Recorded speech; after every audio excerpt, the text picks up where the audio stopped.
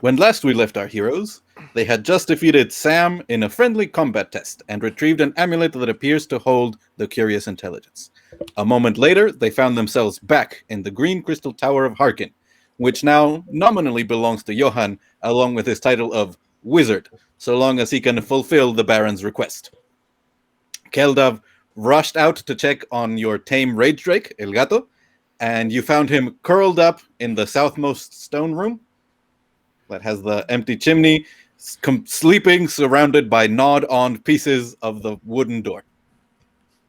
As you rushed past, you noticed it's a bright, sunny day outside, and the rest of you that are still within the tower can hear the sounds of birds and wildlife filtering in.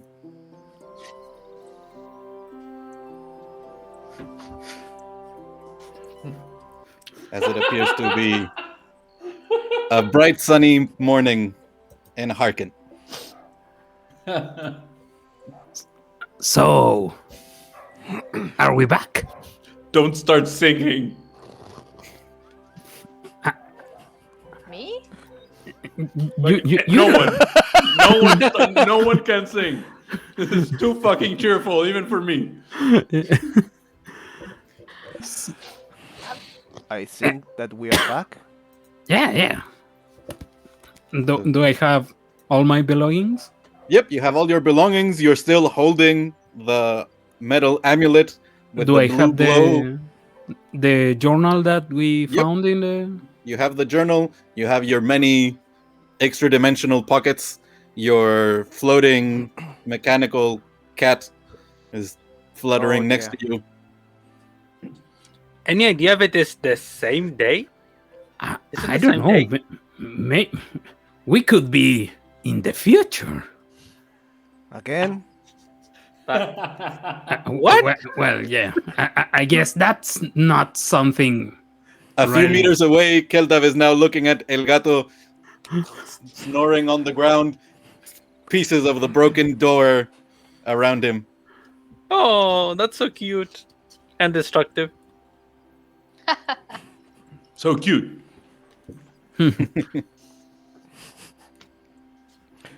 Did El Gato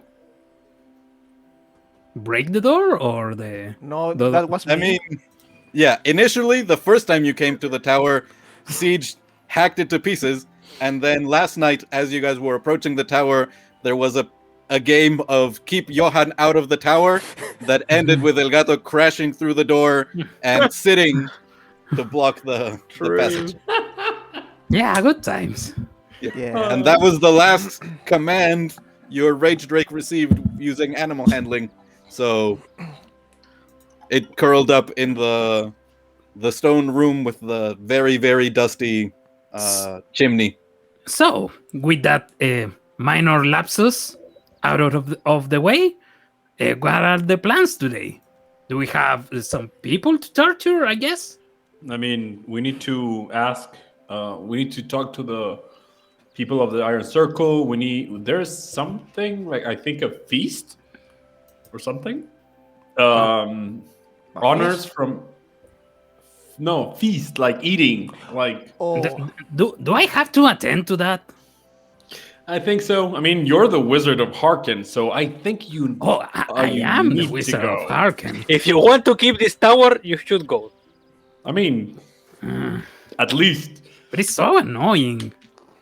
People in Feast never talk about anything interesting, and they only eat and fart, and it's gross.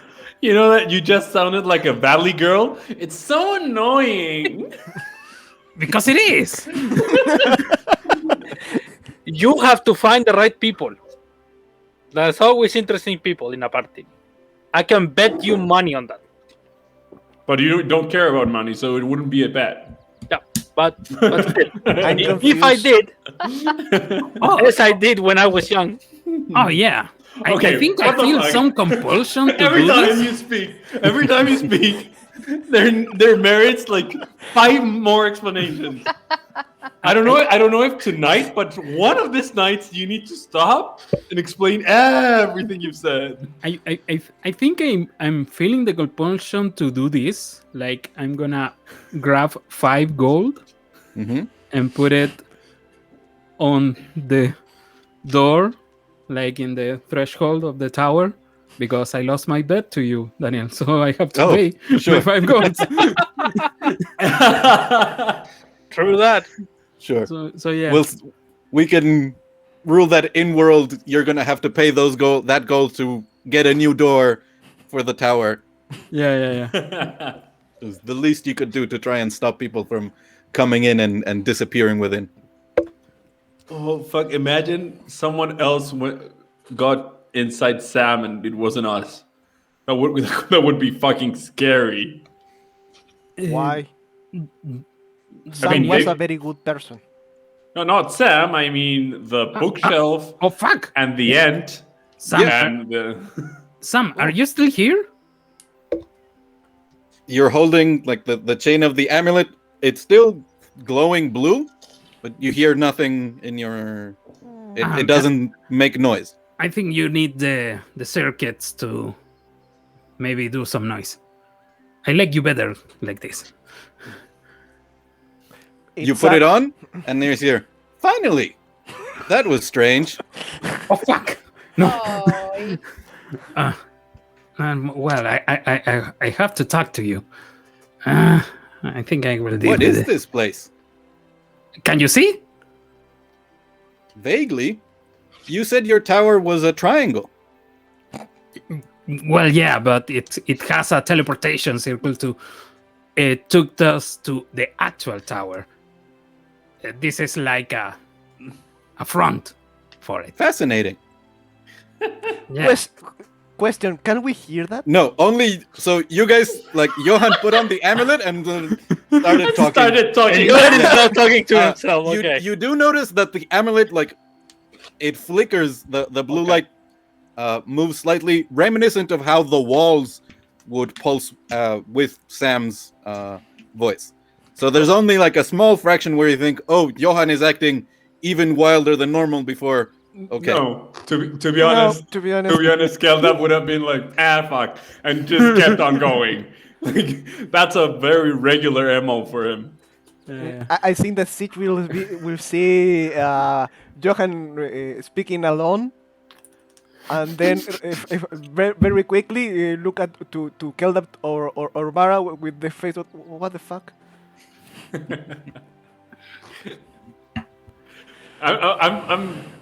I'm like going out, watching what's happening. I'm like, You I you imagine step out. he's okay. You step out of the door of the door frame of the stone buildings next to the tower. Yeah. Sure. You step out. It's early in the morning, maybe 8 a.m. You think. You notice in the wide open space that so far you had seen always empty. There's dozens of people crowding around and moving. You see there's in front of Rennis's trading post. Rennis has a little table and there's people that are crowded around him and he's talking and he has like a few items on the table. It doesn't look like he's selling anything. It's just there are people out there that are talking. You start looking around. You spot a couple of the hostages that were rescued. You see they're like going around and they're talking to people. They're hugging. The mood is very festive. Okay. okay. Yeah. I'll go to Johan and I'll say, I need a favor. My favorite words. So tell Yeah, me I so know. I can react too. No, actually, it could be helpful for you as well. It's not directly for me, it's for everyone. I found these 3 vials, and I'll show the vials I found. Ooh.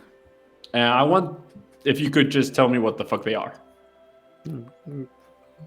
I'm gonna grab one, like open it and just I mean, there's one is a health potion, but I don't know what strength or anything like Sure. I'm gonna just taste it, like that. It's quite strong. I believe it's a potion of greater healing. Give me a Nope. moment. As I open the PDF for Arcadia number 1. There's an oil of sharpness, and there's an oil of slipperiness, which I believe you had found. Previously. No, you No, found no, an no. oil of etherealness. gaseous. Yeah, and No. gaseous form. Yeah. I can only imagine Okay, so- what is the taste of the oil of sharpness.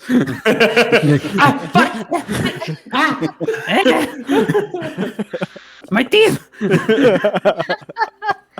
My teeth cut my tongue, and I didn't even bite. No, okay, so it's a oil of sharpness, oil of Slipperiness. And a Slipperiness? greater healing Healing. potion. Yes. There you have it. Okay, thank you very much. I'll see. Give me a second. I'll double check who will benefit with this, and I'll start. Basically Yeah. thinking. I mean, if someone doesn't use it, like in the next month, maybe, I have a lot of projects on my head. But Well, maybe later with I can one. try to Which one? recreate the oil of sharpness. Okay. That one, I'll- try to leave it to the end. Okay, don't worry. I'll do it. So, setting your mind back to the strange 9 hours or so you spent in the structure for assisted magic, you guys had found indications that there had been someone masquerading as a maid within the keep, supposedly Valerie from Marl, that the maids of the Baron's Tower had mentioned, but supposedly was acting as maid to the wizards. But when you went there were no indications of anything like that, and due to investigation rolls over 30, you found evidence that someone had torn the last the note of the day of the assault and escaped, possibly while you guys, at the same time that you guys were making your way into the tower, and the resistance forces were starting their assault on the outside. Oh, I remember that. And we the investigation told us the direction that person they went. had gone east. Like east. Yeah, I they remember had. that. You found a groove on a stone windowsill left by a grapple hook that had then detached itself and was no longer there, and presumably they disappeared into the woods. And There. what is east? What city were? That's Vaguely out northeast, of the valley. there's Dardun, and southeast it goes into the deeper part of the Harken forest, which is a months-long journey to reach other large cities. Speaking of the siege, I don't remember because I was just fighting all the demons inside all by myself. Yeah. Devils. All the Those. I remember because I fight them. Yeah, Of course. totally. Yep. So, You fought them, how many people straight up died on the siege between the Iron Circle and the? The Iron Circle, many, a couple dozen. There was about 8 or 9 sentries, basically, that were firing crossbows from the ramparts, who basically surrendered after you guys came out of the tower, and the heroes of Tor's Hold had managed to fight their way through the secret entrance, defeated the tiefling commanders, like the wizard that had fireballed the assault cart, and Stormik, what seemed to be the battlefield commander of the keep. And then the hostages that you guys had armed with crossbows and weapons burst out of the chapel and managed to capture. So about 8 or 9 sentries survived and surrendered, dropped their weapons.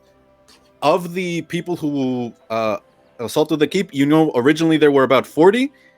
They had been very well protected in the cart that they had modified with thick wooden doors to protect themselves, and they avoided casualties until they got close enough to the ramparts of the tower that the tiefling wizard was able to blast them with a fireball that you heard from afar. And in fact, later Johan tried to treat the wounds of some of the burned victims, and inflicted more pain than healing. But bunch of sissies. he was frustrated, and so Johan actually stepped outside, and you saw the charred cart and the bodies of about 4 heavily burned bodies that were in the center of the blast.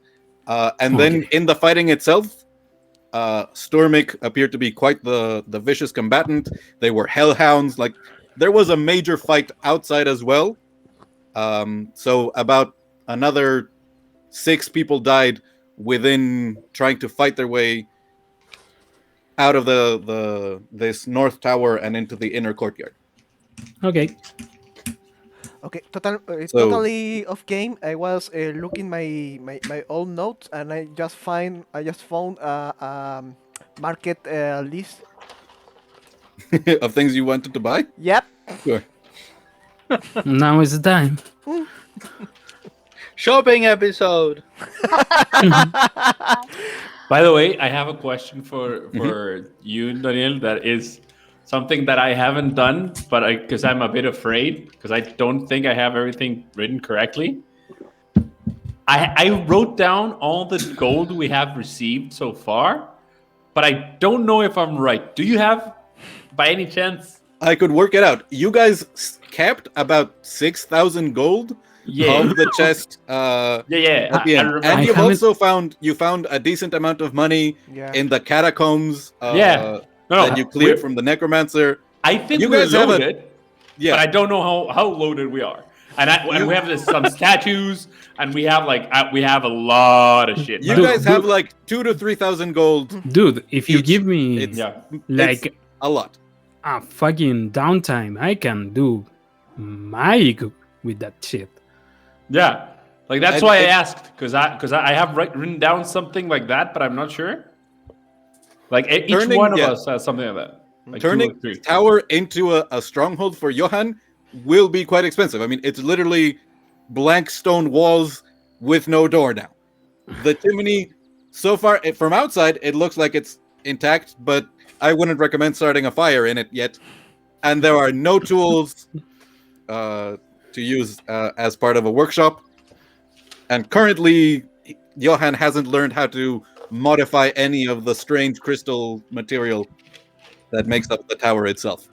Look at the bright side, Johan. Now you have a dog guard and a guard.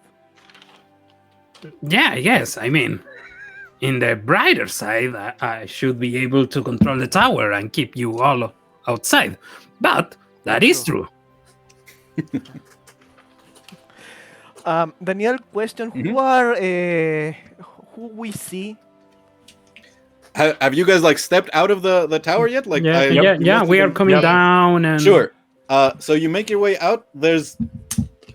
You see mostly humans. There's a few, like a half dozen dwarves. You see there's a couple of halflings that are coming in and out of Nani's place, the inn that you guys first arrived in. They're bringing in trays of ale, and it looks like little meat pies. It doesn't look like they're exactly selling them, but they have one big mug at the center of the tray, and people are dropping some coins, and when they pick up the pie or the ale, it seems like so the mood is very festive. And when you guys left the keep to head back to the tower, it was nearly midnight, so most people were asleep. But this is the first day since Harken and all of Harkenwald has been liberated from the influence of the Iron Circle after months of oppression and, frankly, violence. So people are celebrating the terror of the hostages that were taken a couple of days ago, which was, horrifying bands of armed soldiers breaking into homes and taking away families.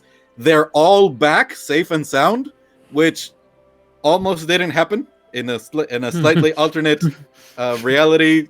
A terrible thing happened in that church before you guys managed to defeat the evil cultist. In fact, as you guys are starting to make your way down the road and you round this curve, you see that Renis sort of sees you coming. Did you guys bring El Gato? Or, I mean, Yep. even if you didn't, you're quite imposing. He like points at you. The townspeople that are talking to him turn, and a cheer starts going up. You see there's a couple of a couple from that were hostages that you guys freed are like pointing you out also and like explaining, and their friends are turning to talk. And about 50 people of the town cheer at you and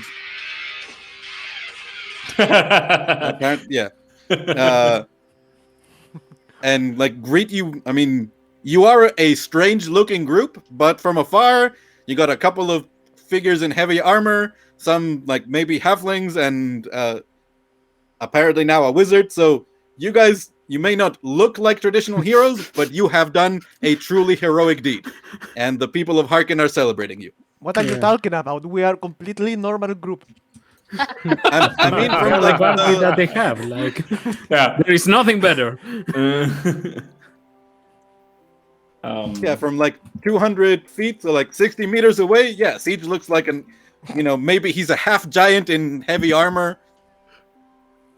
Totally the kind of creature that would be able to defeat the terrible infernal forces of the Iron Circle. So tell me, Commander. No, Who- I'm Sage. No, I'm not talking to you. I'm Oh. talking to the leader, to the boss.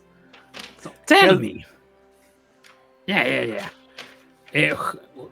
What is our agenda, our itinerary? I think that's a word. Yeah, It is. I'm gonna coin that word right now. If it isn't, Schedule.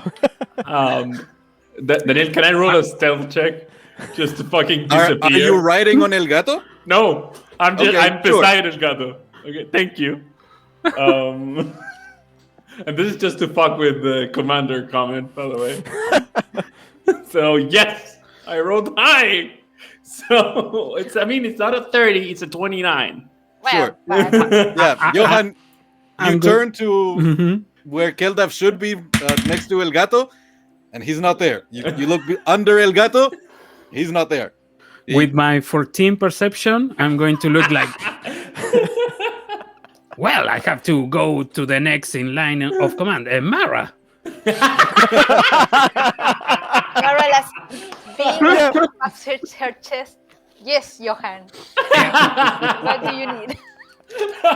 Tell me what is Ghufran. What? Tell me where he's going. No, I'm fucking with you. You are the next in command. You are a Of course. halfling. You short people usually are pretty bossy. Oh, So fuck yeah, me. you can do the job. Oh. So tell me, what are we doing now? Are we doing some interrogation, or are we going to shop? That doesn't include like fucking kitchen for my tower, just like something to wear to the party. Ugh. I feel- You know you're weird today. I mean, you are talking alone. You want to buy clothes for a party? What's wrong with you? I'm having ideas, and then Sam is having ideas, and I can't think like straight for a minute. I'm thinking in a lot of things, like multitasking as hell. Well, I think that would be really fun to go and interrogate some people. Fun? Oh fuck! the day in fact, the first thing you did with Mara Yeah. when she arrived was an interrogation of, I believe Ulrich was the name of the Iron Circle soldier that had I you think had captured. The I only don't know. snitch we had, by the way. Yeah. I don't know if I feel if this feels right, but I think I like you as a commander. Oh, I And- think. thank you. And then I'll pop just right beside Mara, and it's like, okay, so what we're gonna do, Oh, Commander? commander! It's like, Yes. what Yeah. are we doing, Commander? I've So- decided that we are going to go and interrogate some people. Oh, that's good. Wonderful. Yeah, I like I it. like that idea. Before Do I we need to move- prepare my tools? So here's what you guys would know. The first day that you arrived in Harkenwald, you rescued a family in a farm and interrogated and tortured one of the attackers. Got I wasn't some part of information that about torture. you got some information about the circle and then killed the evil soldier. The second time when you were with Mara, she used, I believe, Stone of Truth, got a really high religion. I don't remember if it was a natural 20. Probably not, because I would have remembered, but it was really high. Figured out the secret behind the infernal blessing that allowed the Iron Circle to turn street urchins into trained soldiers in under 6 months. Yes. And got a much more useful informant using those tactics. Wait, but we have to do like good cop, bad cop, you know, and the really, really bad cop, like we and. What about no this is cop? fun. No What's cop? a co-op? You know this guy. It's the copper, law yeah. enforcement. Yes. Some halfling calls them Utah. Yes. In some cities, the guards have truncheons that have some copper at the base of the truncheon, so that's why they're called copper Like a copper. and Mhm. cop for short. I like it. I see. Deep cut. Yeah. So What you about guys, no cop and just we intimidated? Like we are gonna cut your balls if you don't talk. Fuck me. That's a very good idea. So you guys are having this conversation as you're like around here on the road. The cheering crowd sort of waved at you. They didn't approach. Like they are still slightly intimidated, and also you guys have a drake the size of a horse with big spikes and armor.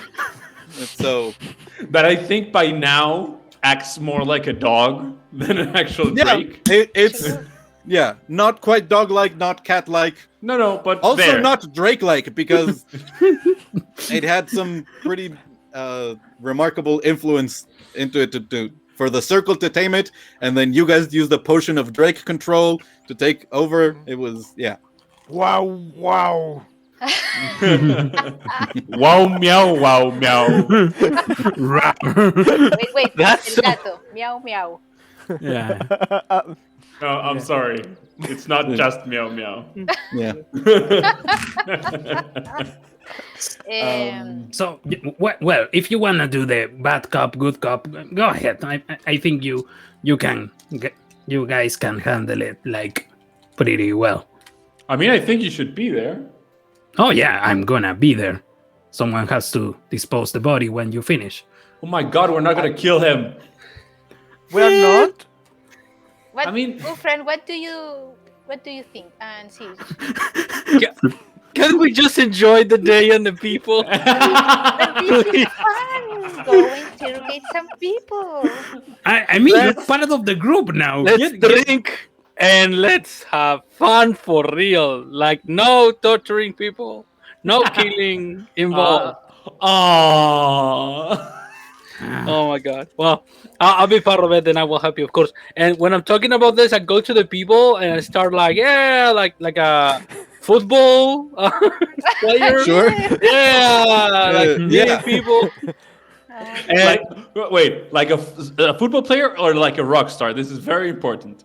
no, more like a football player. No, Okay. Yeah, he more- has no charisma for that. High fiving. A closer Yeah. link. Yeah.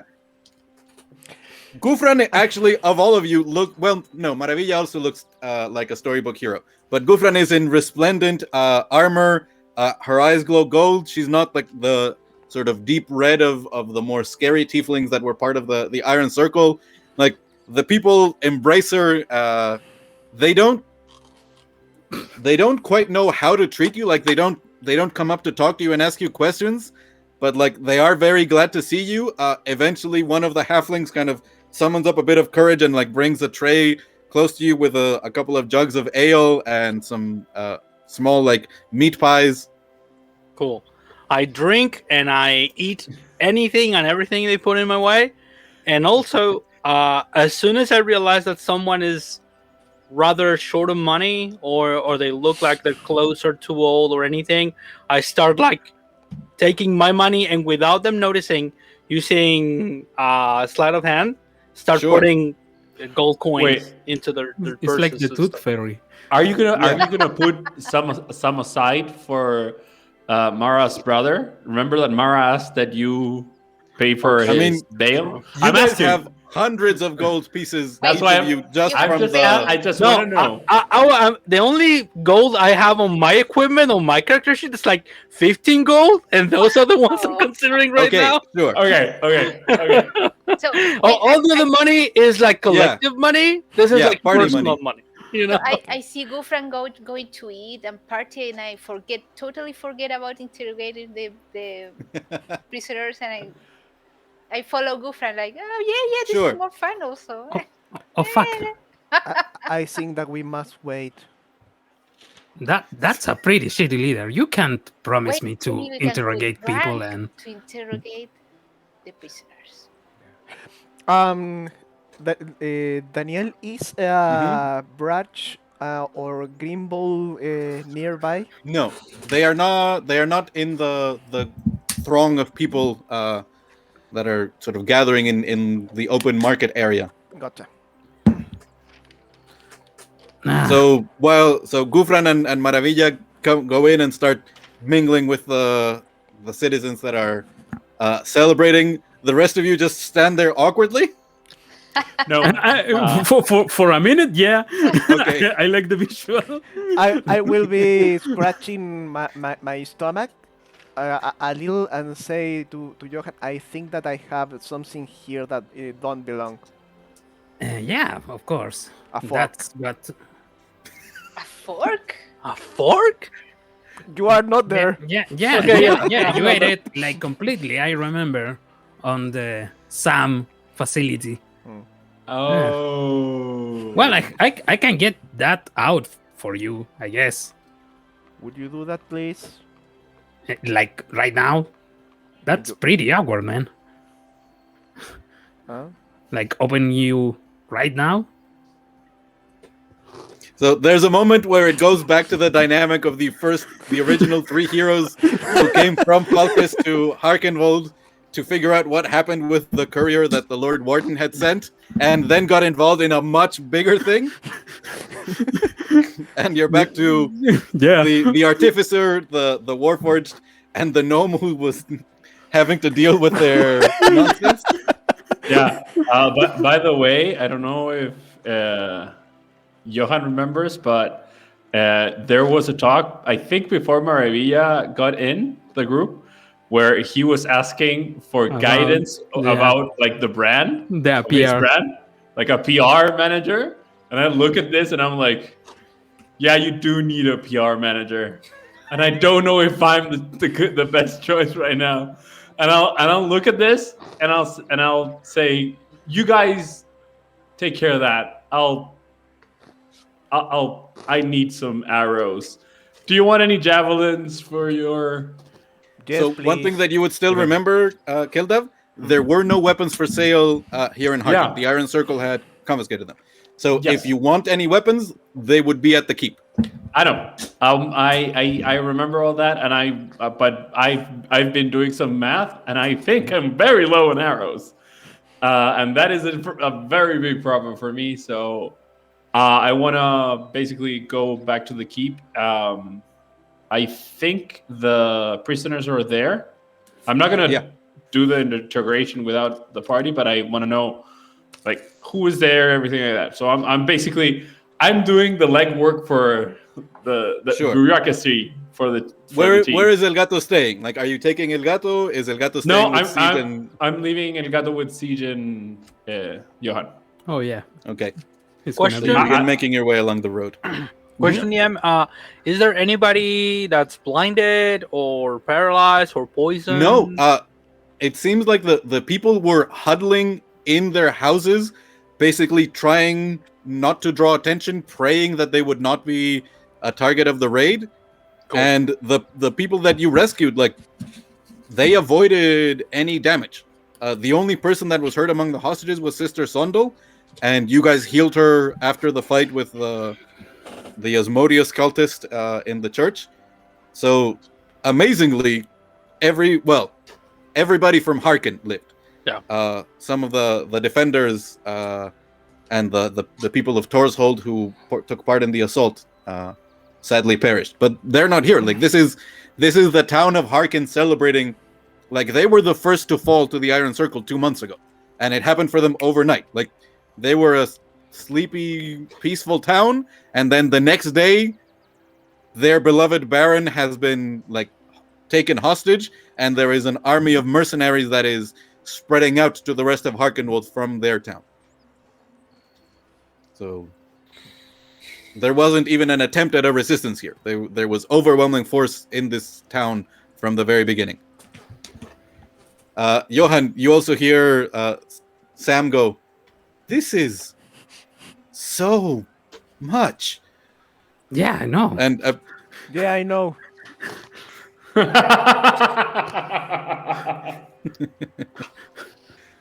sure. Well, I think it's just the two of us. Four of us. I'm gonna look at my flying Your cat. cat. Yeah. 5.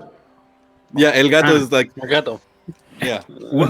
Wanna help me go look for some nice clothes now that I'm the Wizard of Harken? I think I have to look the part. And I see. I think I don't know shit about clothes. And and The only and place that would sell clothes. and I'm looking myself too. Yeah, Siege doesn't wear clothes. He is armor. Well, that's He what does I have a long cloak. That's it. But The cloak is kind of nice, but we Yeah. give you that like to hide yourself. the trading post would have common clothes.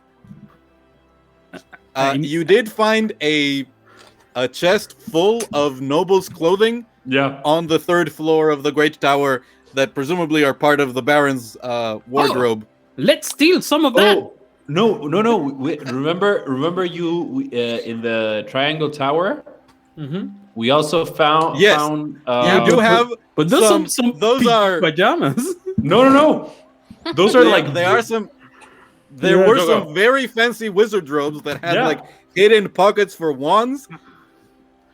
This is the very flashy wizard that had tapestries in his Yeah. tower Yeah, of but- himself battling other. Those are pajamas. They like, are very much not Johan's style, and also maybe mean, centuries. Out I of mean, that was a fashion? it's a very different style. But if you want wizard clothes, I mean, it's very quiche right now. Wizard talking clothes like- with yeah. with his I'm Snake masked mask? off, by the way, like right now. rich crimson velvet and like gold filigree and a pale white plague doctor mask. Dirty plague mask. Like, yeah. I mean, Let's get some clothes from the chest on the Baron. He Okay. doesn't mind. I'm the Wizard of Harken. You are right. I helped you. Yeah, let's go. I have a drake, a fucking. by the way, you say let's go, and I'm like 10 meters Yeah. in front of you, walking Yeah. the same direction. So Maravilla and Ghufran are like spending time with the people that they've rescued and being like the kind of stuff that heroes, they get a hero's welcome. And the original 3 that came are like making their way to the keep, planning to steal clothing from the Baron that just The two people Yeah. that can help me here aren't here. I Excellent. have a drake, a warforged, Mhm. and a fucking AI. This is like the old times. So just to have an idea how to continue in the next few scenes, like Ghufran, Maravilla, how long do you guys spend in celebrating with the people in the town? There's no like big show or anything. It's literally just people who had been avoiding coming out into the streets for fear of drawing attention, talking to friends that they haven't talked to in weeks, hostages that family and friends thought were the worst would have happened to them, that are now safe and are telling a tremendous story of heroes and people from other communities coming to save them, and the hostages themselves getting to come out and take part and help in retaking their town. So, how long do you spend drinking, eating? I don't remember how it is that works for paladins when they want to change their spells. But if you allow me to get the ceremony spell, I would like to offer any ceremony. Like if they need to bury somebody, if they need a wedding, if they need to get some atonement, like I'm here for you. Like Okay. I'm the there Swiss are Army knife of clerical shit. there are funerals planned for later this afternoon at the keep from the people who assaulted it. Much like there was after the Battle of Aldbridge, the next then over the evening and the next day, you participated in some ceremonies for the particularly many of the Falkrist guard who had died and were ritually cremated in the fashion of the Narathi Empire, compared to what is mostly done in these parts, which is burial with consecration of the ground, so as to prevent any undead or anything like that from taking root. Yeah, I love to participate in that, but apart from that, like I'm Sure. ready to help the group and go interrogating people or anything. Yeah. I think that I since Ghufran wandered off, to do this good stuff, that I get bored and I realize that these guys left. I get, oh shit, they're gonna do the good part without me, and Ghufran, let's go, and I start running towards the keep.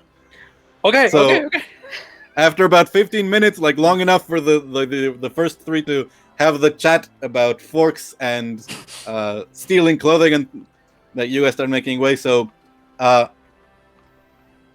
Keldav, Siege, and Johan catch up to you as you're passing the broken jail, which now lies empty. Krutha, the half-orc who had taken over to run it, had disappeared while you guys were in the keep, basically not taking her chances on that you guys might lose, and taking her stubborn mule and the wealth that you gave her and making her way to greener pastures. As you turn towards the road to the keep, you see here at the base of the sort of the southernmost part of the hill, there's 4 of the sentries that were captured as hostages. They're tied together with a thick rope around their waist, and they're digging they're actually right now they're covering up a large hole, like they're shoveling dirt back on top, and you spot along the trees several hunters and trappers that are keeping an eye on them. And you see, like over here on this part of the trees, sort of closest to them, you see Grimbold is sort of leaning back under the shade, his bow next to him, sort of watching as maybe half of the soldiers that were captured from the fight are covering what looks to be a very large pit that probably was dug yesterday, and you guys, as you were walking past late at night, missed, since there was no work happening near midnight. And it has now been filled, and you gather they probably took the bodies of the Iron Circle that perished in the fight, and they buried them in sort of a large pit here at the bottom of the hill. That sentries are what's from the Iron Circle, right? Yeah, they were sort of the okay. basic. I mean, they were very precise, remarkably so, with you guys having as high of an armor class as you do. So they were deadly in the Battle of Aldbridge. Many of the people of Torshold and the resistance of Aldbridge died from volleys of crossbow bolts, basically comparable to the surprise elven archers volleys that you guys had on your side. Like they were extremely precise with their ranged weapons. Okay, weird question. If was any one of them in the gates when we enter? No, none of these. Most of the Oh. ones who survived were on the northern ramparts, Okay. Okay. or on this small wall that sort of divides the courtyards of the keep. In the gate, you guys saw a couple of guards that had big halberds, Mm-hmm. and those also were leading the hellhounds by the leash during the fight outside. So those guards died in the fight against Jack Seer, the bard, Torun, the dwarf cleric, and Ben from Tor's Hold. So the group of heroes that took part in the assault on the outside, they engaged the guards that you guys had talked to when you bullshitted your way in. Gotcha. In a very inspired bit of planning that worked. So yeah, you see the now covering up the large grave. You keep going up along the hill. As you get to this curve, you still see the burnt patch of grass that is where the fireball exploded. You see the churned up earth as basically that fireball disabled the armored cart that the people of Tor's Hold had used to protect themselves, and then a basically desperate charge to the secret door that you guys had managed to convince one of the workers inside the castle to open at just the right time, so that they could make their way in. And you realize, if things had gone differently, if the people of Tor's Hold had to, instead of doing like 50 feet to get to cover, if they'd had to go all the way around to try and assault the gate that is meant to be assaulted and is extremely defensible, instead of 10 people dead, probably all of them would have died. Yeah. And so you have that moment of Reflection. consideration as you make your way around. The gate is open. You do see, as you're coming in, on the northern rampart of the gate. Actually, we can switch over to the fully revealed map of the keep now. Yay! Wait, So can second I- floor is at the bottom, first floor on the top. So as you guys are coming in from that rampart, I want to ask something to sure. Mara and oh fuck, I'd like them the name. Ghufran? Ghufran? Yeah, sorry, Ghufran. When you come back, like where we are, I look at Mara and Ghufran's like, did you want to go celebrate? You want me to go? No, I'm just asking. I'm wondering why you came back. That's all. Because I thought that you were going to interrogate the prisoners. No, we're not. Mara said, and I quote, "We're going to miss the fun." So that's what No, we did. I would never do that without you, Mara. I came for arrows. That's why I don't understand why. I mean, I'm very glad you're here. Steal clothes is fun. I'm not stealing clothes. What the fuck are you talking about? Ah, yeah, we are here for. And I see for some Johan like clothes. looking at his clothes. Yes, this color is good for me. Yes. Yeah. I think I need some nice clothes now that I am the Wizard of Harken. Yeah, you can ask for those. You don't need to steal from the Baron you just saved. But we did. Just that. I mean, Remember? Did we take them? No. You didn't take the Baron's clothes. You took no, quite a bit of the money. Yeah. So I But mean, you did give you gave like I mean, 20% of it, like 2,000 By the, gold. no, yeah. That was our fee. That is different. but he doesn't Really? know about the fee. I Don't try to get understand you, technical with Keldav, me. Because sometimes it's okay to steal something or to take something, and other times it's not. So No. In my mind, When if you is it need it, worth you it? take it. No. Is the trouble worth it? That's all. That's the only thing I'm saying. I'm not saying even if it's wrong or right. I don't give a damn. I'm just saying, is it worth it? to come back just to steal clothes? Isn't it just a little bit easier to ask for them? You just saved the guy's life. You saved the fucking town. Yeah, but when you are me, you are pretty used to people saying no. Yeah, but you're not No. just you're the hero or one of the heroes of Harken, dude. You need to just a bit of faith, a bit.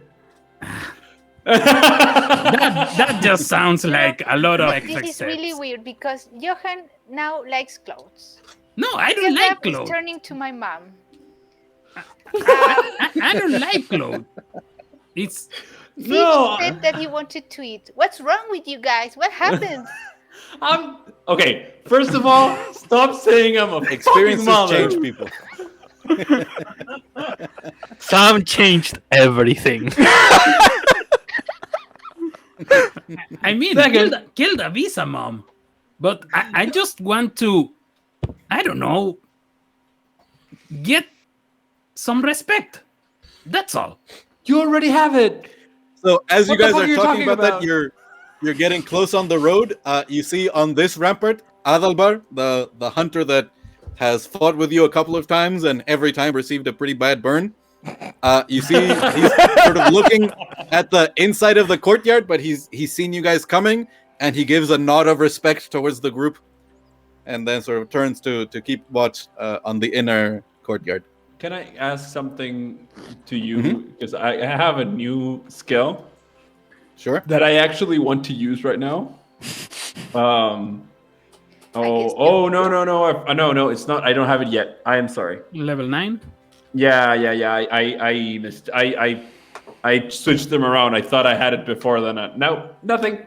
Don't Okay. mind me. I just wanted to know mean- the level of skill that he has now. Because when we first saw him, he was like level, like half. Listen, And- NPCs don't have levels, but I know, he I has know. gained some hit dice.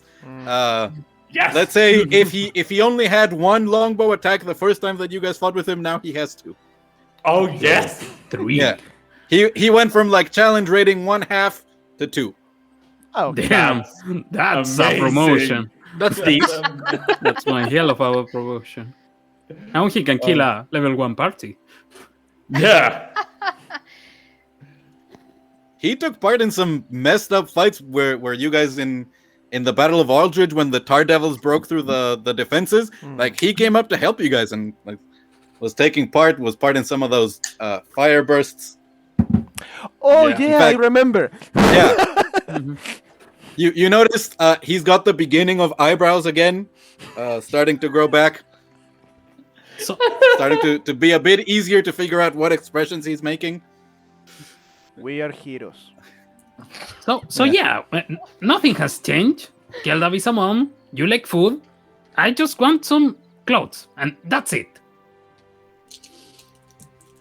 Ask So, for if them. if you now tell me that you want to eat, I'm going to really be worried. I I'm get- good. No, I'm not telling that. Okay, let's be clear. Do you know that I don't have like that strong of aversion to it? It's just to spite you at this point. I know. So I if mean, you it's a waste of start time. being But... Nice to me. I'm going to. No. Don't worry. I won't. Okay. So yeah, we know.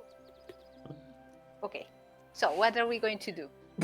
So you guys like make your way past the gates are open, but as I said, there were several people watching from the ramparts as they saw you coming. As you pass under through the gate, the portcullis is open. There's a moment, Johan, where you hear Sam go, "The architecture is this dwarven?" And sort of appears to be just completely taking in new information and is overwhelmed by all the new experiences. Actually, yeah. So we are you stealing pass- clothes. You pass No. by the No. this I'm going to say like no. And I'm just beside him saying, "No, why? For fuck's sake!" I hear only the half of the conversation of Johan. Only they have that comfortable for you. Like, you pass this like mess hall that used to be where the Iron Circle their soldiers would take their meals. You spot sort of taken over an entire one of these long tables. Jack Seer, the bard, it's covered in pieces of paper, and he's sort of scribbling and like moving them around. And he like sees you, and he sort of like waves, and he like goes to stand up, like try to come and approach you. Like, do you guys put on an express? Because last time he tried to approach you, you guys gave him the brush off. And sort of, Hello, Jack. Siege. Bye, Wow. Jack. Oh, what? I really want to talk to you. I need to fill out some backstory. You guys keep going. I'll shout. Who was that Stop, stop lying, Jack. And I'll keep on walking. He's a bard. I need better sources.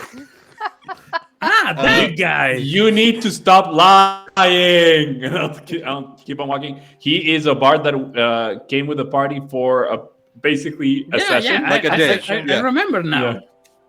Yeah. Went It with was you a to the caves. yeah. It was the longest session ever. It was like a 6-hour session. And we almost died. Yeah. Yes. Yeah, I mean, Everyone was down except for me. back in the day. You were the tall one, you were the short one, he was the annoying one. Yep. And Yep. now, In my mental notes.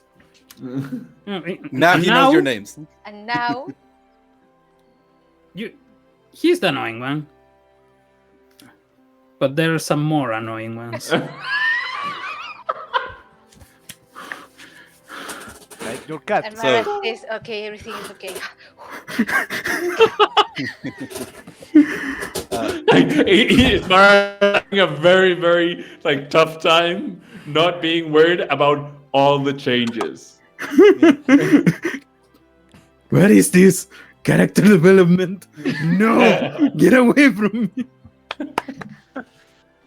I mean, this might be the first time that Johan has actually gotten respect, and also the sheer amount of resources after having to like scrap and gather like things that the lore guild didn't want him to know and then kicked him out for doing too much research. He suddenly has too much resources, too much stuff to look through. No, My not cat- enough time. My cat looked nice, not Yeah. some shit pulled out from Mad Max. Yeah. In fact, yeah, Sam complimented you on your craftsmanship. Yeah. So you make your way past this place that you knew was part of the barracks where the Iron Circle was garrisoning some of their soldiers, and this door has been nailed shut. What? Which dog? This one? Okay. No. That No, was- one. Ah, That that one. one. Ah, Okay. what was there inside? Some beds and a table. It was where some of the Iron Circle soldiers would rest and sleep.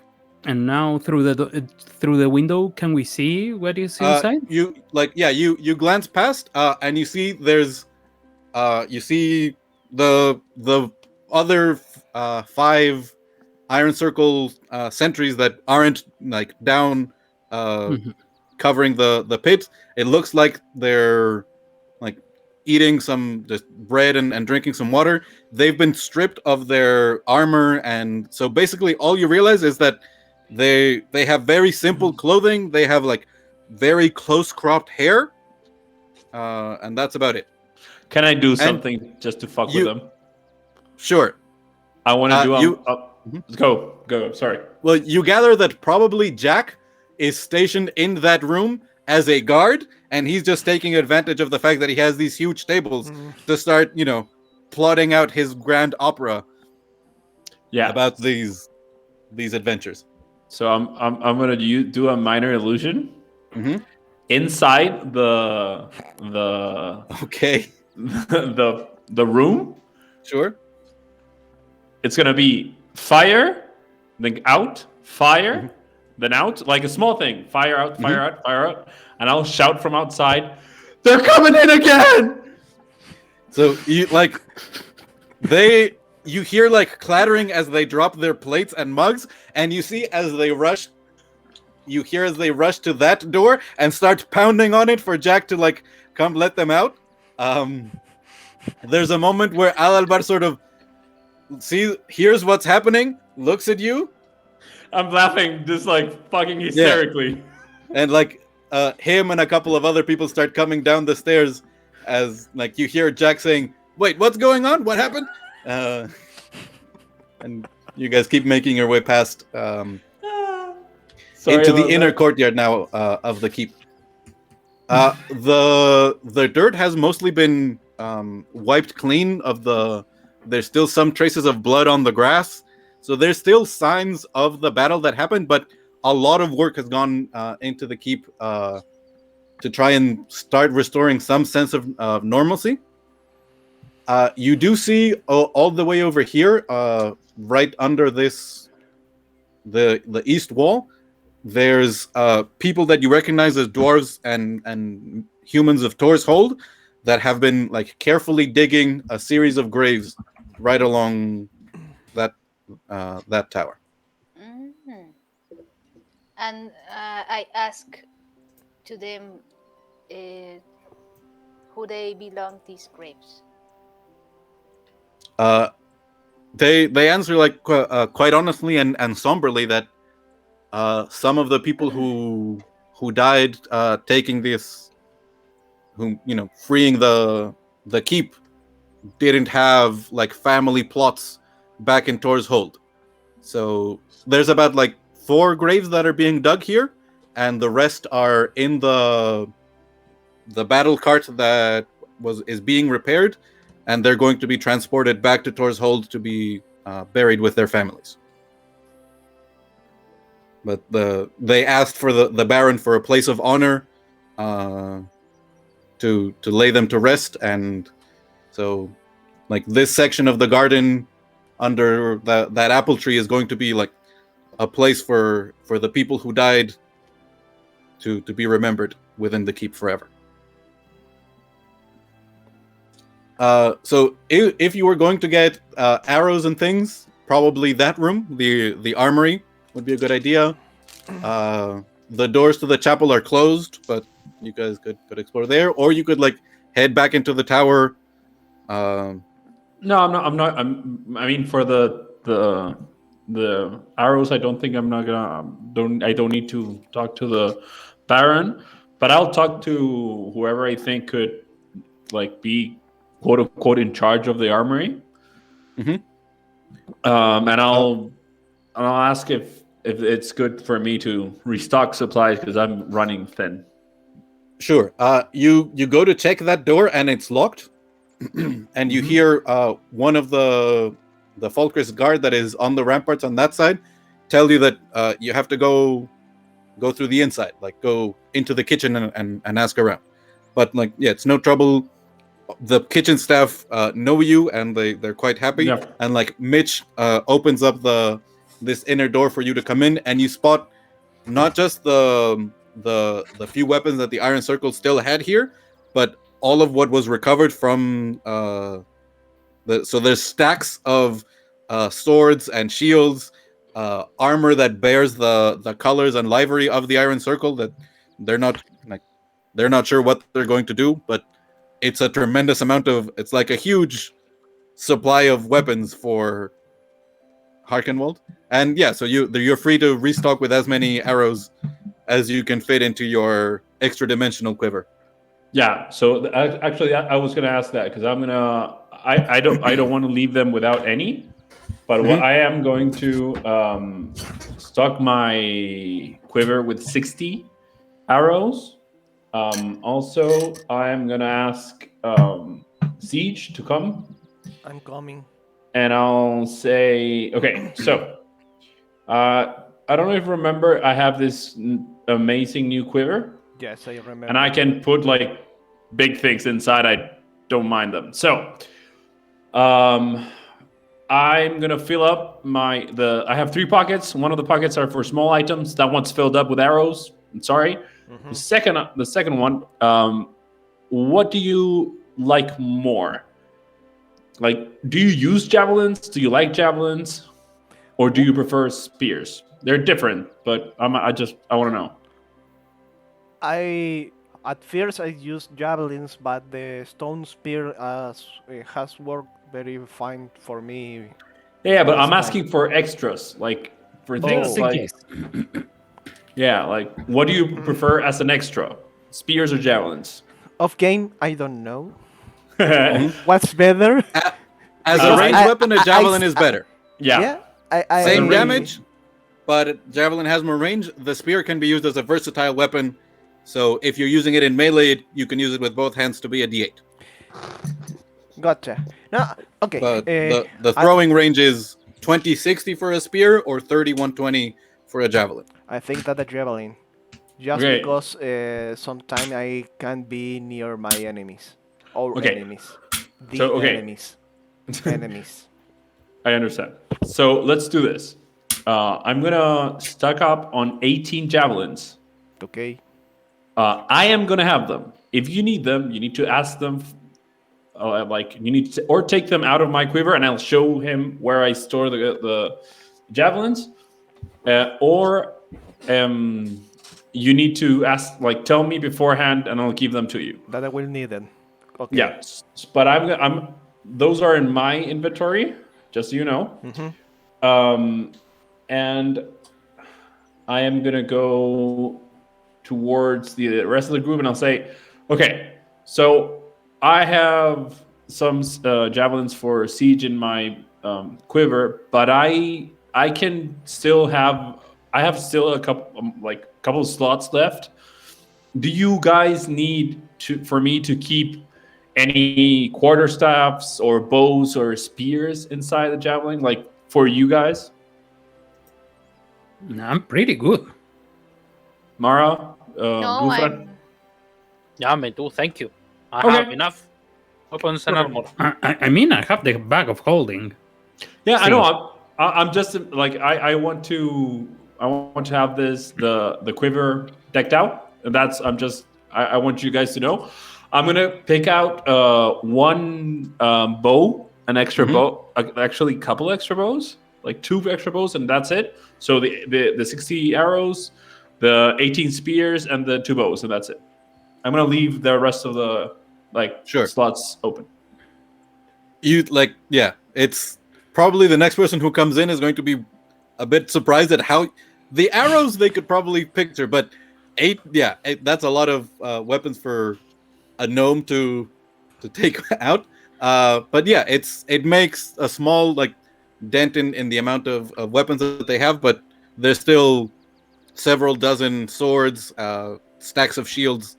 So and also arrows and javelins or spears, those are things that the people of Harken can manufacture themselves.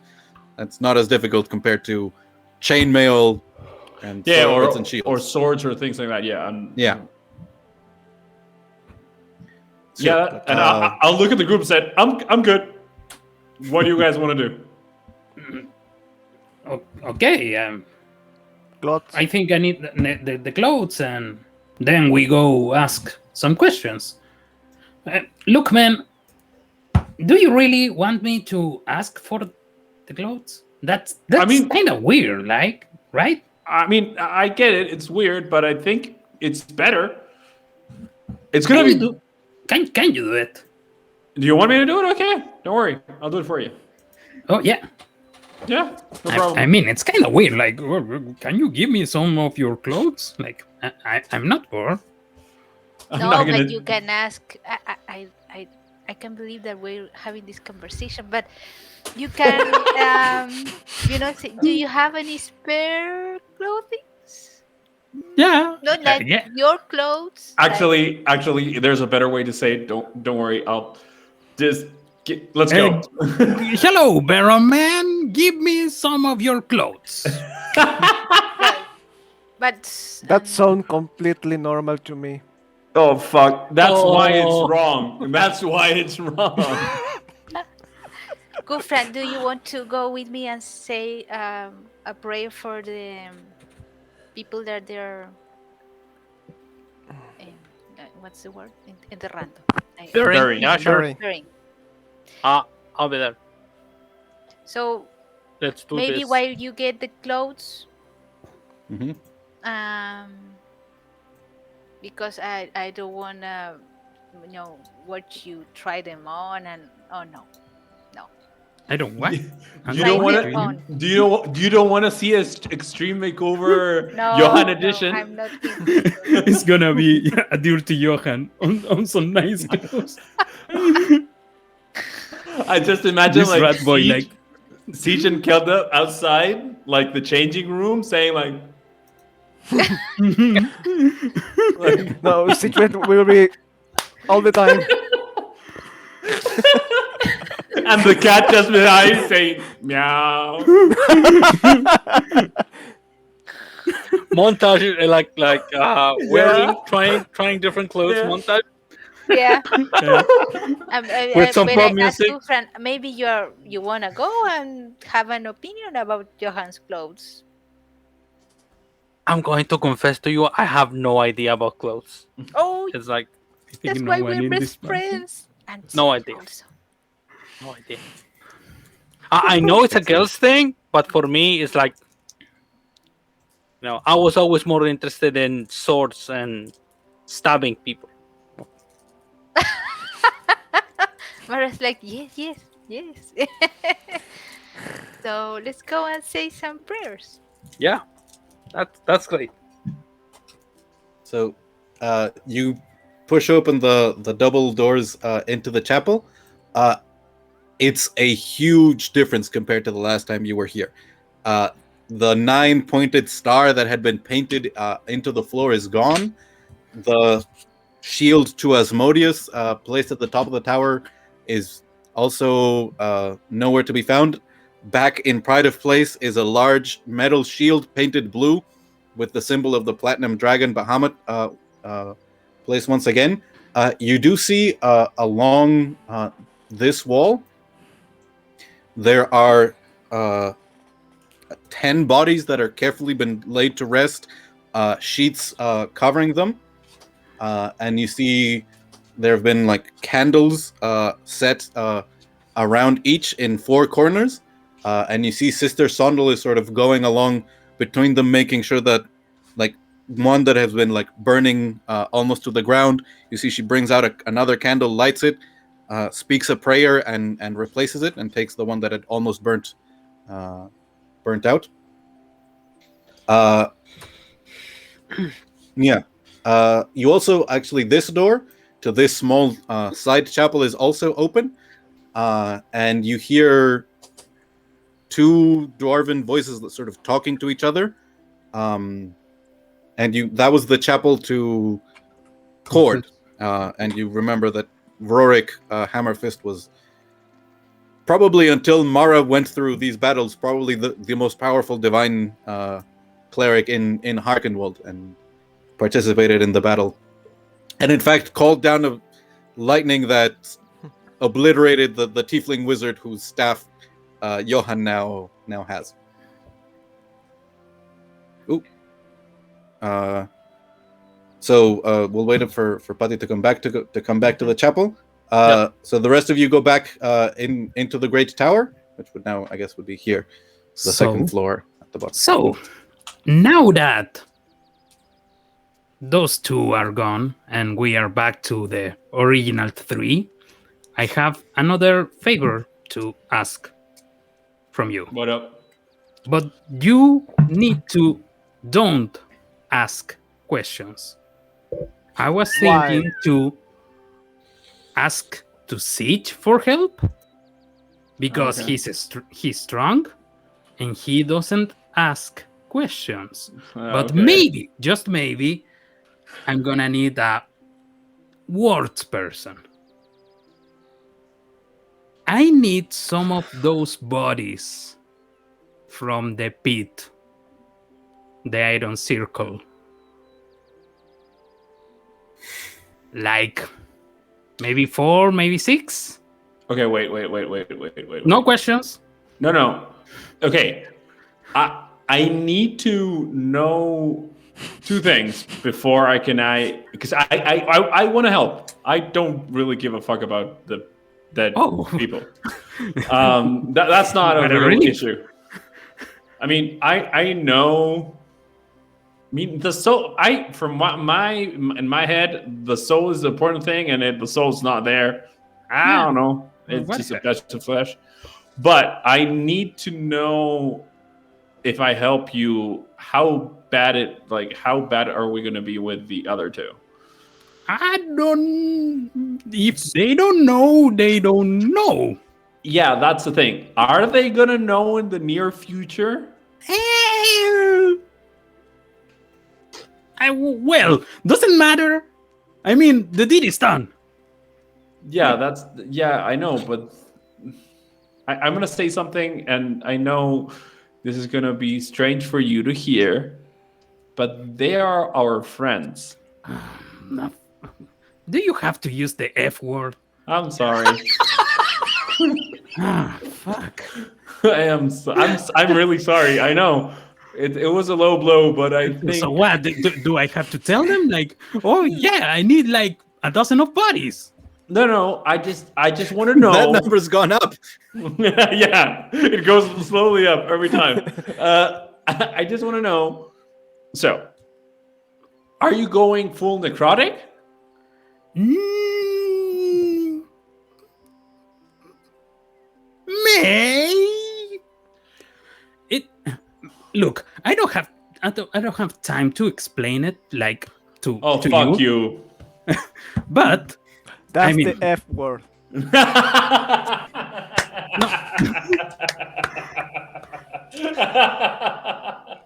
Yes, Look. it is. That was the best dialogue between two teenagers and a 10-year-old. Like, look, if I bring the other two along on this, are you okay with it?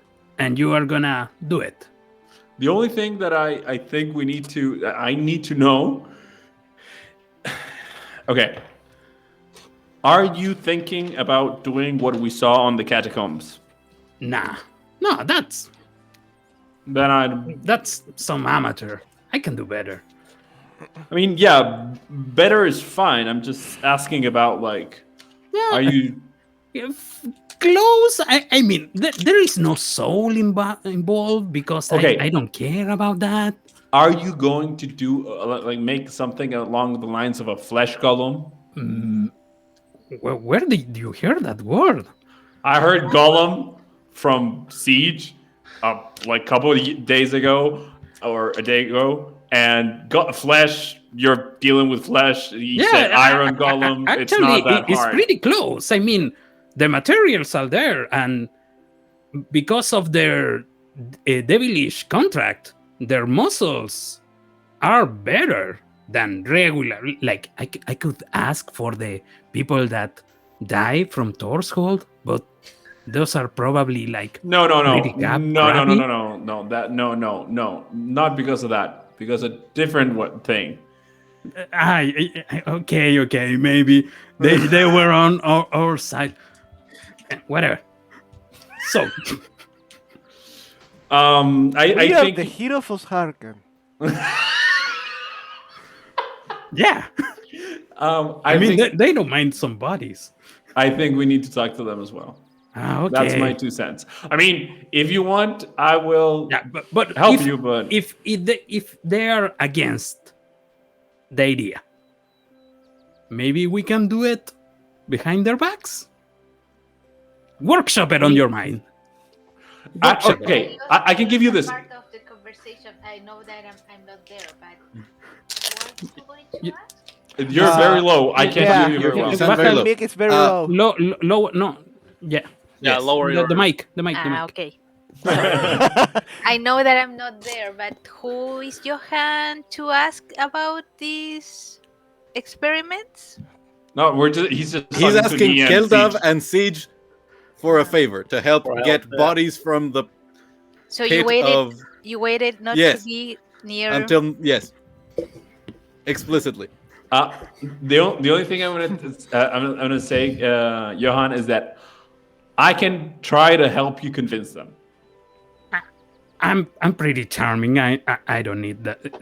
I mean, It's okay. I'm just saying if you need a bit of help. If you don't, okay? Yeah, okay, yeah. Let's go to the church and just ask them Okay. directly. Can we go and do the clothes first and then the bodies?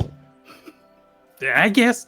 Yeah. Okay. Let's go for the important matter. I Yeah. love that this is the shopping episode of Shopping for bodies the next time. We are the No. worst. This one is too fat. This one is too skinny. This one's right, yeah. Oh, but he doesn't have a leg. Oh fuck. We can fix that. And then it's alive. You know, humans have luck. Are lucky because Why? you don't need to replace your skin every time you change your clothes. Oh, that's very good point. Quite insightful coming from you. Maybe Yeah. maybe Mara is have a right. fork Maybe in we are this vein changing. side. Yeah, I have a 40 inside me. Fuck.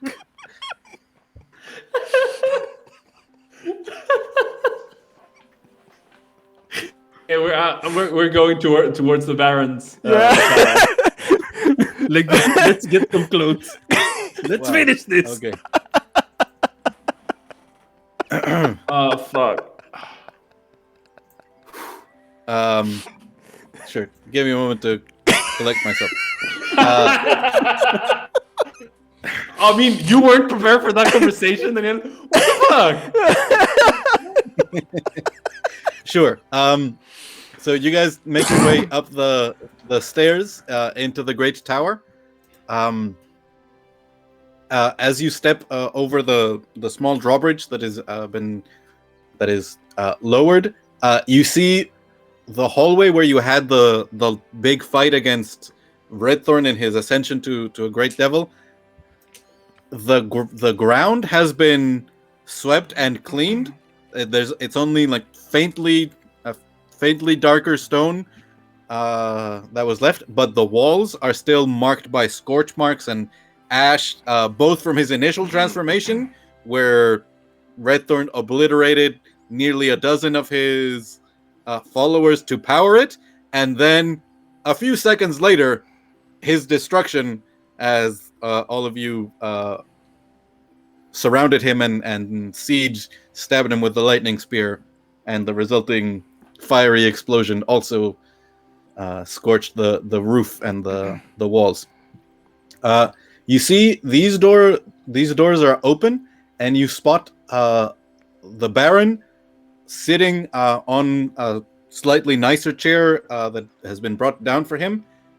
He's talking with, you see, the cook, the dwarf that you guys talked to and who opened the door for the surge from the people of Torshold.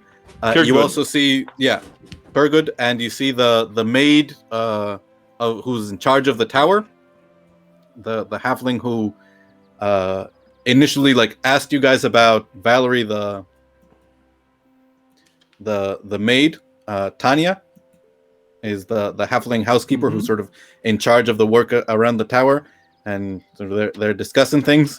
And you see the Baron he raises his hand when he sees you come in, and from the motion that you see of him raising his hand, you spot that he is still quite weak, probably can't stand or walk on his own, but his mind is still aware enough that he's been making decisions and coordinating all the work around the keep.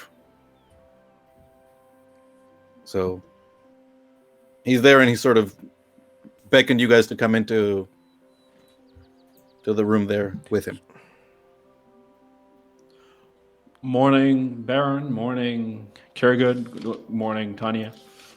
And they greet you and thank you. As you guys step in, you also notice that in a chair sort of in the corner, there's a young girl who's maybe 14. Her features she has pointed ears, sort of thicker eyebrows, and a slightly shallower nose, and you realize she's a shifter, just like Grimbold. and her eyes are larger than a human's, are sort of a yellow gold color, and she's sort of there waiting, and she's like sort of waiting for if the Baron needs anyone to to go to be fetched or to carry messages or things like that. So she's sort of just like sitting there at the corner. Her eyes go wide a bit. She clearly recognizes Siege from description, and gathers who the rest of you are from the Baron talking to you. So he again thanks you for the work that you guys did. And Johan, you're there. Make an intelligence check as you're there. A straight intelligence? Yeah. 22. 22. So you see that his sort of legs are covered by a blanket while he's sitting. And you're like sort of thinking around of the keep, all the stairs. He's probably having to be carried up and down. If you wanted to ingratiate yourself with the Baron, you could probably take like an afternoon, maybe a day, and make him a wheelchair. And then it would be, instead of having to get one or two strong people to carry him anywhere, it would be much easier for him to move around while he's recovering. He still has his legs, right? He's just weak. But he spent about 2 months locked in a small cell, being fed, but basically getting no real activity. And I'm gonna write a mental note. Yeah. Workshop a wheelchair. Yeah. So he knows that you guys are planning to leave Harken Wold soon. So he's written a couple of letters. One to the Lord Warden of Falkrest, and he also has a proclamation that he wants to not only like get the Warden to approve Johan as a Wizard of Harken. He also wants to name Gremath as a Knight of Narath, which he needs. So the Baron can name someone a knight, but not as a Knight of the Empire, which needs higher approval than a Baron. So he has a couple of things that he wants to ask you. And that's about it. So like he would ask you to have that, and if you're willing to stick around for the funeral services that are happening in the afternoon. We're not in that much of a hurry. I think we're gonna stay a day or so. Even it could be even more. But this is just for clarification. One letter was to Falkrest, and the other one was to. So one is sort of the monthly letter that they exchange. That the one started this whole thing. Yeah, the one that and the other is an official request from the Baron to a Lord Warden to get the authority to. Yeah. Okay, that was my question. They're both to. One is to his friend who they've known for decades, and they exchange information, and the other is an official, imperial request. Even though the Empire has been gone for centuries, it's still part of that. Yeah. I'll look for a second. I'll look back at Mara and say, "Where was your brother at?" So Mara right now is in the church. Yeah. But I'm you sorry. know that she was in Falkrest. We are. Okay. We are the three of us right now. Yeah, I got mixed up for a second there. Okay, so I'll say, there are plans to go there, so we can absolutely deliver the letter, and that would actually tie a nice bow in our assignment. Our first assignment was to see what happened to the courier that usually delivers that letter, so I think it's fitting for us to do that. By the way, talking about the second letter, the one with this guy being the wizard of this area. Well, being that the siege just stopped, and we did here. No, damn it. No, the actual battle we had here, siege, not used. You're good. Give me a second. The battle just finished, and the town is not up to speed. We don't have very good, a lot of choice in the matter of his clothing. He wants to be presentable for the feast and all that. Is there any clothes you have that he could wear, or anyone that a tailor or someone that we could actually pay? We're just I want to know if you have anything for him. He turns to Tanya, sort of the halfling housemaid who's sort of in charge of anything that goes on, and he sort of asks her to look through some of the old family clothing that has been in storage, and try and get some of that and see like what maybe a nice cloak. Do you remember in Harry Potter's movie when Ron Weasley they gave him Yes, really yes, old coat for this party? yes. And Pretty much. I mean, the actual Baron is like he's healthy for a man in his late 60s, or he was before his imprisonment. But like, despite Johan's sickly color, his body is remarkably healthy, unnaturally so. So it would be awkward for Johan to try and fit himself into clothing for the actual Baron. So either way, there would have to be some quick refittings done for that. In the meantime, I just elbow like Siege, like, look cool, look cool. And I mean, while Keldav you both look like, very impressive. Like Johan, like your armor, particularly since you incorporated the elven armor from that you recovered from the catacombs, it does look quite impressive. Like maybe another artificer would be able to figure out some things are kind of janky because you've had to make modifications to it basically overnight many times. So you have like slapdash design over slapdash design to keep incorporating all the things that you need into it. You could probably come up with something a lot better if you were able to like break it down and design it from the ground up with all these capabilities. But yeah, it's quite impressive. And Siege is just an imposing figure. Yeah. I'll be in attention position. Sure. 10 hunt. Bang! Very much. Mara and Ghufran. So my internet wasn't so great, so I didn't spot quite where Patti left. But along this wall, there are the 10 bodies of the people who died in the assault, and Sister Sondel has been tending to candles, and you gather that gentle repose essentially has been cast on them to maintain their state until they can either be buried here tonight or be carried the couple of days' journey back to Tor's Hold to be buried with their family. And you heard Rorik and his grandson Torun speaking in the small side chapel to Cord. You do also, like, you remember that this side chapel was dedicated to Erathis, goddess of civilization, but that door is closed. So, Sister Sondel with the bodies here, the 2 dwarves in this side chapel.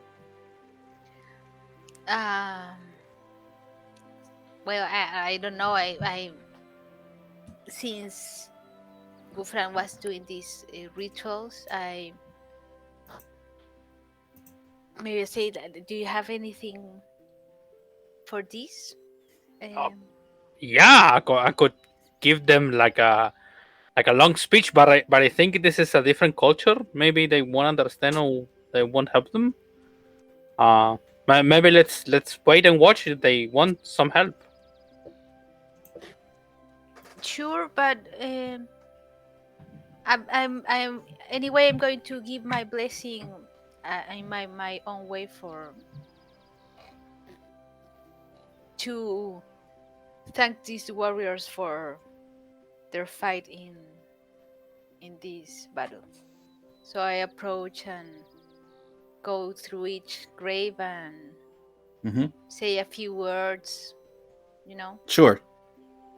As a follower of Moradin in his domain of war, prayers over fallen warriors and many of these are dwarves who in their daily lives were craftsmen and then turned that craftsmanship to war. This is exactly the kind of prayer that if you could have double inspiration, take double inspiration, because this is, in fact, your concordance goes up. What's my what concordance? the thing that you used to summon the avenging angel in the fight against Redthorn, which took a chunk of your concordance out, it now starts coming back up. So you've used it twice. Once against the battle with the necromancer, and it gave you the effect of Shield of Faith, and then you rolled like an 86 against the battle with Redthorn in his devil form, and you summoned an avenging angel with a radiant bow that helped during that fight. So you feel Moradin's approval fill you, and yeah, they're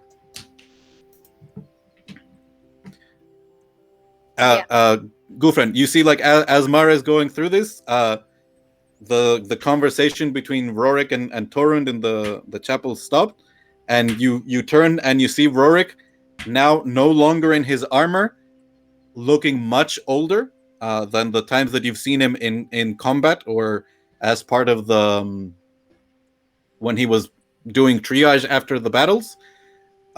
His long white beard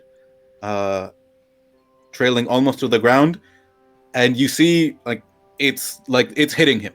After the Battle of Albridge, he lost the son of his closest friend.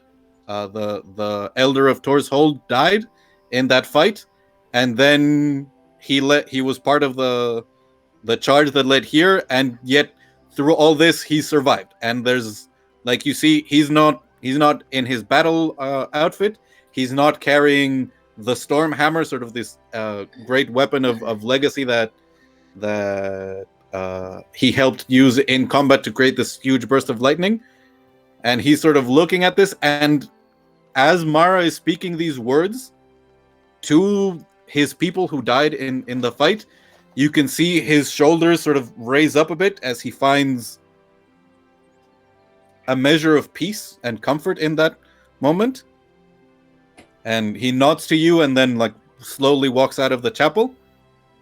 And behind him, still in the chapel to court, you see Torun, the follower of Pellar, his grandson, who helped a couple of times during the fighting, giving you blessings and healing. You see his face has tear marks on it, and he's sort of been, like, drying them up, but you can still see his, like, reddish beard marked with them. And you can see, like, he acknowledges your presence here as well. So it looks like they've been having a deep conversation between grandson and grandfather, but it appears to have been cathartic and heartfelt for both of them. So Mara, you complete your prayers over the fallen dead. I tell Ghufran, it doesn't matter if they don't understand. Maybe if you want to. Yeah, I think I'll share, and I say, I'm a stranger from a distant land, and probably what I'm going to say to you is news or something that is all forgotten lore. But my people believe that in the beginning there was only darkness, and the night reigned supreme. And all the people in all the lands, they were scared because the night was full of monsters, full of jinn, we called them. And the jinn hunted people like if they were animals. And we had no idea that there could be a different world until Lehaba, which means the light in the language of my people, came. And he is the sun, he is the shining light, the unconquered, the imperishable flame. And we sing to him every day when he rises up from the east. We sing to him, we praise him because he comes back to help us and to give us his light. And through his light we can create. And a person's life is also like the struggle of Lehaba and the night. We are born of the night. We don't know where we come from. And then we live in the light. Most of what we do in the light. and at one point in our lives, that time that we are granted in the light is over, and we have to come back to the night. So I say to all these people who are here mourning and crying, do not feel afraid. Do not suffer for those you have lost, for they will go into the night, but they have lived in the light. And that is more than many, many others can say. So be cheerful and celebrate them, for as long as you remember them, their memory will live in the light. So you direct these words at the dead who took this, but you see, so Sister Sondel, who was not someone who tended to the chapel here, she was part of the House of Faith back in Harken. She takes a measure of comfort for that. I mean, mostly what she used to do was heal scrapes and deal with injuries, maybe occasional sickness. Like this kind of activity after a fight, after a battle, is not something that she had known. So she takes comfort in that. And Torun, the follower of Pelor, god of the sun, and who took part in many of these fights, you see your speech reaches him deep, and in a way maybe changes the way that he sees his role in life. As a life cleric, he very much was trained in combat, but all his prayers were dedicated to preserving life, restoring life, and the idea that it's not just an endless fight to prevent death, but that is part of a cycle. Like, you can see that reaching him and granting him tremendous insight. And he sort of is sitting back from it and like rethinking the cycle of life and the way that he also praises the sun, but hadn't considered the counterpart of nighttime as an important part of it. So awesome. Very, very cool scenes. After, do you guys make your way out of the chapel after that? Or Yeah. you see the large silhouette of Siege visible on the second floor, like at the bottom of the stairs. El Gato is sort of curled up and like scratching himself against the side of the great tower. You guys are free to make your way up onto the second floor and talk with the Baron if you want, or just wait until Johan is led away by the halfling maid to try on some clothing. Thank God for that one. Do you guys do you want to ask the Baron specifically for, like, if you guys can interrogate the prisoners, or like, you know that the bard Jack is like in charge of watching the door to the prisoners. A question. So Johan's gonna be taking off right now.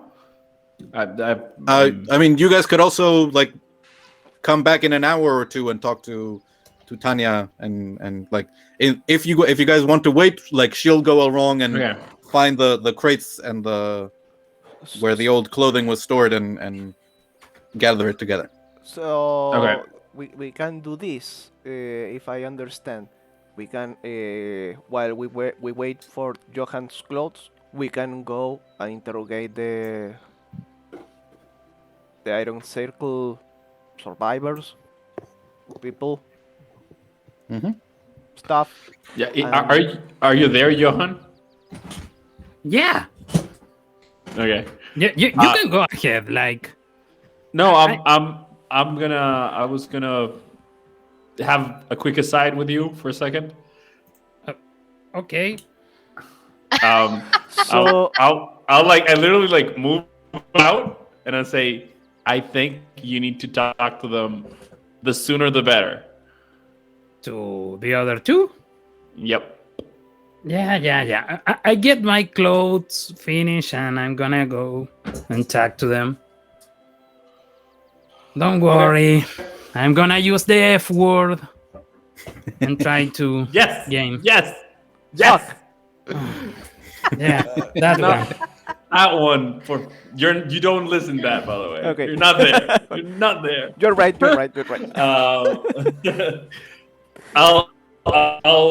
I'll ask Mara. So while Johan is looking for his clothes, do you want to do the interrogation, or do you want to wait for him?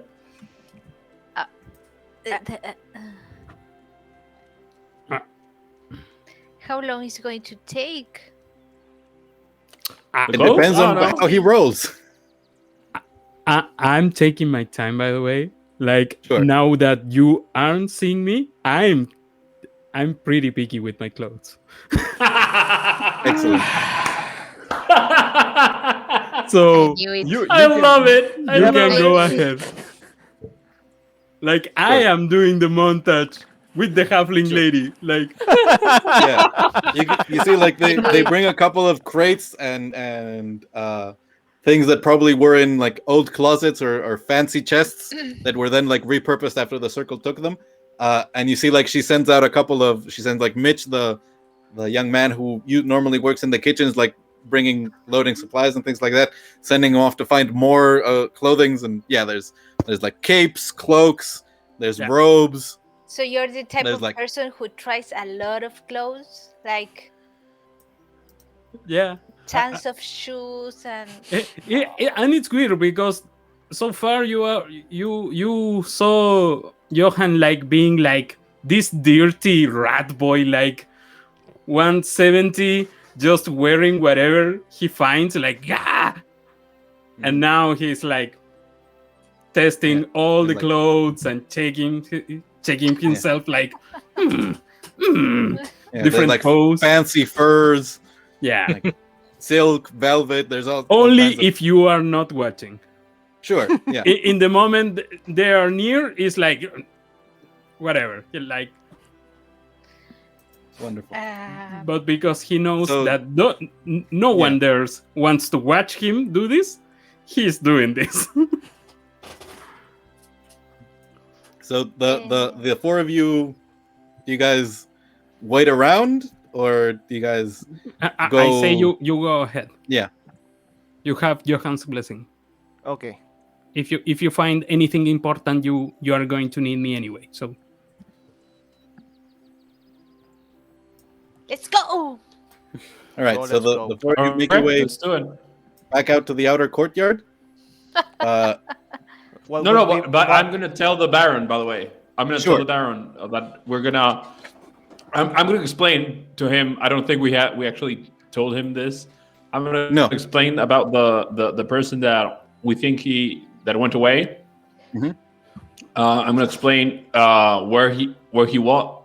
I don't know if they were person. because I don't know. Yeah. The person was. So what you know is that uh, as a maid, they called themselves Valerie and pretended to be from Marl, which is the town that was burned by the circle. And there was reference to E in the notes, just the capital letter E. yeah, it was a girl from with short brown hair. Yeah. I write things down because I'm not that fucking smart. But so I'll tell him this and wondering if it rings a bell. And I'll basically say I think we need to double check if there's more information on her and on the Iron Circle, because we heard a few different things that are very, very disturbing. For example, we heard a lot about the city of Dis. We heard a lot of different terms that the common folk don't need to know about. And I just need to double check. We just need to double check if everything's all right. So we're gonna interrogate a couple people. So if you hear screaming, don't worry. Yeah, I mean, perhaps, before the 2 months of captivity and terrible treatment that he suffered, he might have had a different reaction. But he very much wants you guys to succeed, and he gives you. He says like, if anyone gives you trouble, like send them to come talk to me. Okay, thanks. Seal of approval. Let's go, Mara. Ghufran, Siege. So you guys make your way to the mess hall where Jack has sort of all his notes spread out on one of the long tables. You see that that door had been like barricaded with chairs, and the chairs had been like slid to the side, and he had like talked to them to when you guys created the fire, and in the 30 minutes since, he's closed it again, and it's been like the chairs have been put back in place to block the door. Hello, I'll Jack. go inside. How many were there? There were 5 in this room, and 4 more that are in the covering up the pit. You go, Keldav. No, I'm just gonna tell Jack. Hey, Jack, did you like the distraction?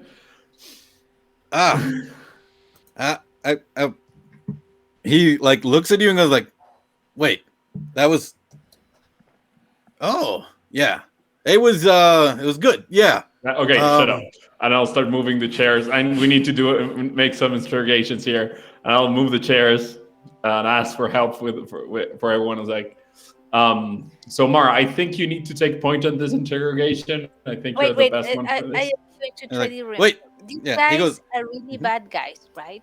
They Yes. like they were. well, it varies.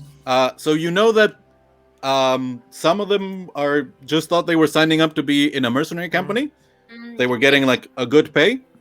Others were like Ulrich, the one you interrogated outside of Darden. He was fine with like the violence and stuff, but he was very much not okay with having traded his soul for essentially an eternal job in the Iron Circle and then in the Infernal Legions. And I assume you guys would have talked about the experience interrogating the soldier in the farm, who very much was like adamantly in favor of the violence, and was basically spent most of that interrogation threatening them that they were going to get like they didn't know what they were messing with, and that the Iron Circle would crush all opposition in the valley. So it's very varied. So yeah, it's a gamut of people. Like they have to have at least been okay to be doing some bad stuff. Like the least bad stuff was stopping people on the roads and taxing them, like taking their goods and money. Yeah, but just so I remember, everyone that had more quote unquote power, so everyone that had special training, anyone that had anything like that, were bad. The ones that were a little bit grayish were the new recruits that came in later, that didn't have the powers, didn't have the training, that were like one-hit kills. Those guys were like, they didn't know what the fuck's happening. But the others, even though they didn't know about the soul, they weren't good people. Like, yeah, they were very iffy. So I know where Keldav and Siege stand with the limits of interrogating people and torturing them and whatever. I don't do that, by the way. I've never tortured anyone. I've heard the stories about what. Yeah. And in fact, Keldav, you know that the time that you didn't torture the prisoner, you guys got way better information. Yeah. Yeah, that's right. And actually, that's why I'm telling Mara for her to do the interrogations, because I believe more in her than anyone else right now. No, Yeah, she got the results. Mara's worried not to offend anyone. I mean, she's worried about Ghufran, so she's going to ask Ghufran. Yeah, Ghufran is a bit of a like roll of the dice. What her opinions are on things. What are you okay or not okay with interrogating prisoners? I don't know. I've never done it. I'm not squeamish, by the way. It's just that I would rather help people and save people and convert people than killing people. That's everything. In my book, if I cannot change them, better to let them go. The world will take care of them. Unless, of course, they're like demons and jinn and stuff like that you have to kill. But Yeah, but with people, Ghufran, yeah, the problem with people right now is that we need more information to stop people from dying. yeah. Jack has sort of been like listening, and like he says, "I'm.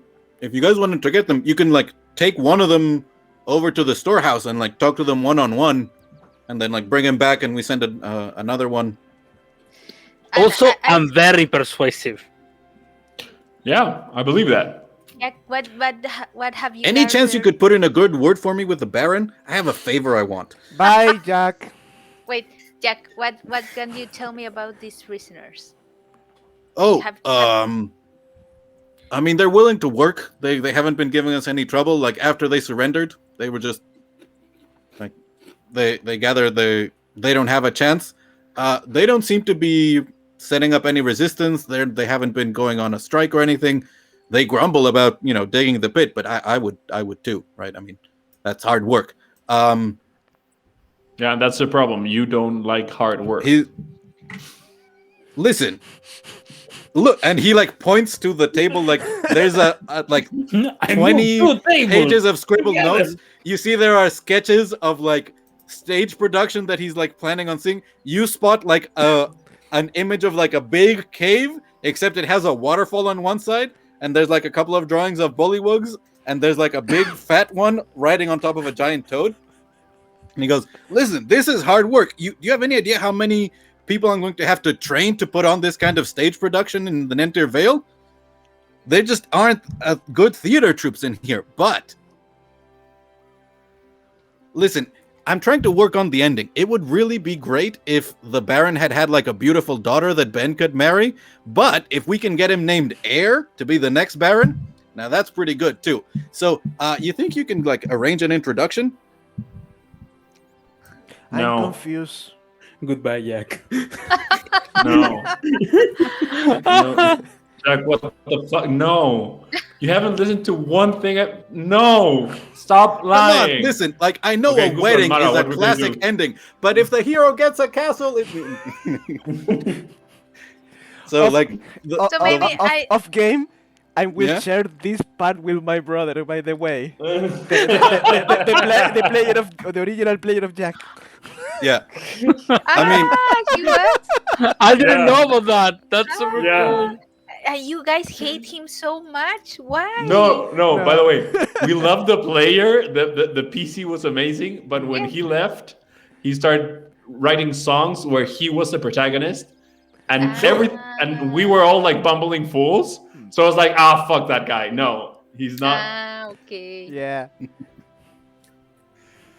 I So- mean, I'm gonna be honest. Like, I spent an hour like writing out all of the opera the way that Jack is actually planning to do it, and like all of the stage production that he's planning to do, and some personal notes on what he wants to work on. Like that was fun for me. And but- that's amazing. Yeah, the bit that he actually like suggested was you can take them to that storage room if you want to interrogate people one-on-one. Wait. So I have a plan. So Mhm. first, go in the room siege, like really menacing. I can do that. The second place, Ghufran. Like maybe you can glow your eyes or something like. You're gonna shit your pants, and then they say, "So here comes our boss," and we come these two little fellows. Who say, "Who the fuck are these to be the boss? They're so little, and they're going to know what's going on, and maybe with a little bit of fear, right in the beginning, we can and not hitting anyone right away, you know." You I like my plan? I love it. One question though, Mara. Do you have the spell prepared? Yeah, I have Zone of Truth. I have language. No, how? What's the name? Comprehend languages? Comprehend Or- tongues. Tongues. Yeah. tongues, in case someone spoke another thing, and Jesus. Third level spells. Can you imagine that? speak with dead, with maybe someone dies and you know who. What? Maybe I mean- if someone dies. I mean, It could happen. yeah. If only Johan had thought of that as an excuse to get some bodies from the pit.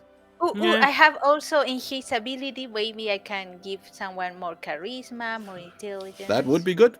I do have one question though. I mean, I'm not bad with. I'm a charismatic person, but I'm not that charismatic. I don't know. I think I mean, who's gonna take point in the questioning, Mara? What do you think? Or Ghufran? Are you? I think Ghufran's a very good siege. What do you think? I can take point. I mean, if you want to, No, I don't want to. so don't do you it. don't want to. Okay. You know what's the problem, Keldav? Is that I don't know what to ask. Okay. We can When the whole as we're group getting has closer to one brain midnight cell. and we want to like wrap things up, we can sort of abstract some of these. Like I can just ask you your approach to things if you want to be, if you want to be like honest and reveal stuff about the contract. If you want to use Zone of Truth to force things. If you want to try and intimidate and threaten things. If you want to try and either be honest in saying that you can try and get people free, or if you want to like deceive them and say that you're going to like get them better treatment or let them go or something like Mara's that. approach is like you're gonna talk or you're gonna start feeling my warhammer on your toes and knees, and that Okay. was Oh Mara's fuck. approach. But first, like really nice and diplomatic, and then like, okay, fuck it. So you're gonna watch how I torture your friend, and maybe you can. Jesus. But later. Okay. I like you So- so much, Mara. Are you gonna interrogate like all of them in the room, or are you gonna take like a few of them like to the side to the storeroom? One by one? Sounds Mhm. good. How I long mean- do it's Son of True duration? So no truth, I'm going to tell you. 10 minutes, I think. But wait, you can't force someone to tell the truth. No. No. But you know if they fail, He can't And- lie. yeah, like he they Yeah. can't lie if deliberately they And fail. you can remain silent, Yeah. for instance. Mm-hmm. and be So- elusive about it. Yeah. If you want to like save your spell slots, you could like interrogate them all and try and get them all in a Zone of Truth. I mean, I like the fear in a group. You know, when you see when someone is being like, and the Sure. other have to remain silent. So you know, later it's your turn to talk. Now I'm talking to him, and he slap Sure. him, and you know whatever. What about this? We scare them in the group and take one and interrogate one at a time. Yes, Siege. Sure. Mm. And you guys But- can save, you can save Zone of Truth for like when you figure out which one is actually talking. You can use that. Okay, so Maybe, what is who has like a really high intelligence? me. Keldav has really high intelligence. What's Wait, that? you can. That's okay. Yeah, that's telling. So maybe we can first tell if they're telling the truth or not, like reading their That would face. usually be insight. Insight. Which I think Ghufran isn't bad at, but Maravilla is also pretty insightful. I'm really insightful as well. I'm not. I mean, I have a +8. I'm not that Whoa. good. Oh my god, you're super insightful. No, Expertise I have is- +8. I mean, Yeah, yes, I have a +5. A humble Well- +5. I'm gonna Keldav punch you. is a very much an expert gambler. So yes, that I mean- track. That's the difference between Keldav and I Johan. mean, I have a +4. Yes. I and inside it was can't with tell wisdom. shit about. I have a big 0 in insight. Like to lie to me is kind of hard. Like Yeah. it's. I have a +2, and 1 is from the magic item. Okay, so So Yeah. maybe so You use Okay. enhance ability to make sure that Keldav can tell if they're lying. yeah. So you guys sweep aside the chairs, and there's a moment where Jack goes, I'm gonna have to put that back. Yes, you and have. Uh, Yeah, you I'm do. gonna, I'm gonna take out the cloak it- out. I don't think Mhm. Mara or I think Mara has seen this, but Ghufran hasn't. I'm gonna take the cloak out and I'm gonna expose the armor I have. It's armor that Johan made ages ago, and is made with Rage Drake scales. Yeah, Rage Drake skins, and has spikes on Yeah. the shoulders and on the elbows. It's a very like almost bondage kind of has a bondage Except- kind of yeah. vibe. I mean, by the way, you described Yeah. it. I'm just It putting is- the flavor. I mean, it is studded leather armor. Yeah. So So I'm gonna go in like wearing that and showing all the knives, the rapier, like the full Yes. decked out soldier. Oh, I will shebang. be Spiky ball of death. the Yeah. opposite. I will put my cloak on and the hood. yeah, so a massive shadowy figure that goes in, and Ghufran in resplendent in her armor. So yeah, three very different, very imposing. So I Figures come and- in. I later come yeah. in eating an apple. Like, Sure. yeah. Super intimidating. Yeah. Yeah. So Excellent. I enter first. Yes, sure. Mhm. Sí, sí. Okay, Yeah. I will go with the hood and the cape. I will take my spear and put it next to the door outside. Turn the Okay. eyes red. Open the door. Very slow. Look at them. Close the door. Summon the spear. Knock the door. Ah. Okay, so Siege comes in. There's an instant reaction from all of them. They were getting ready because they heard as like the chairs had been moved aside. They look almost. I mean, they have slightly different skin tones, but they're all human. They both have the same like close cropped hair. The clothes that they're wearing were basically like padded clothing to wear under the armor, and that's all that they've been left with. So as they step back, Siege, like even to you, there's like a couple of you notice that some of them react slightly differently. Like there's a couple that are like stoic and are thinking, "Oh, okay, this is when they're finally going to kill us," and then there's some that are just like extremely jumpy and afraid and are. And then I don't know who comes in next through the door.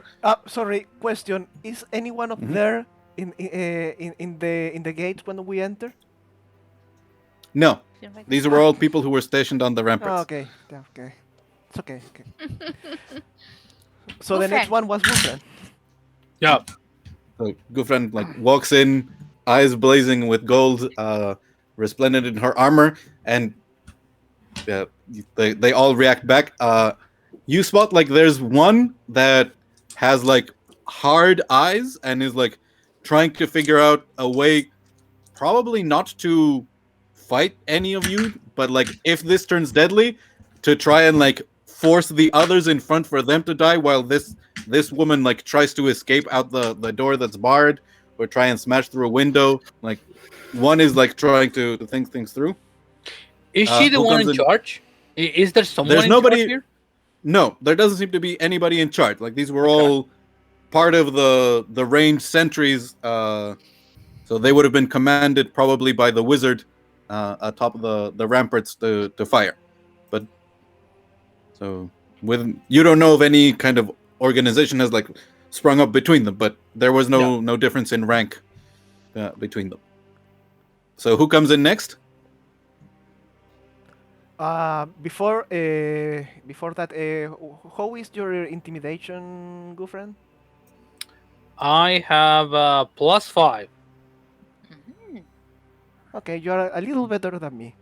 My strongest suit is persuasion. I have Yeah. +8. Wow. Yeah. By the way, my investigation and my stealth are +11. expertise, man.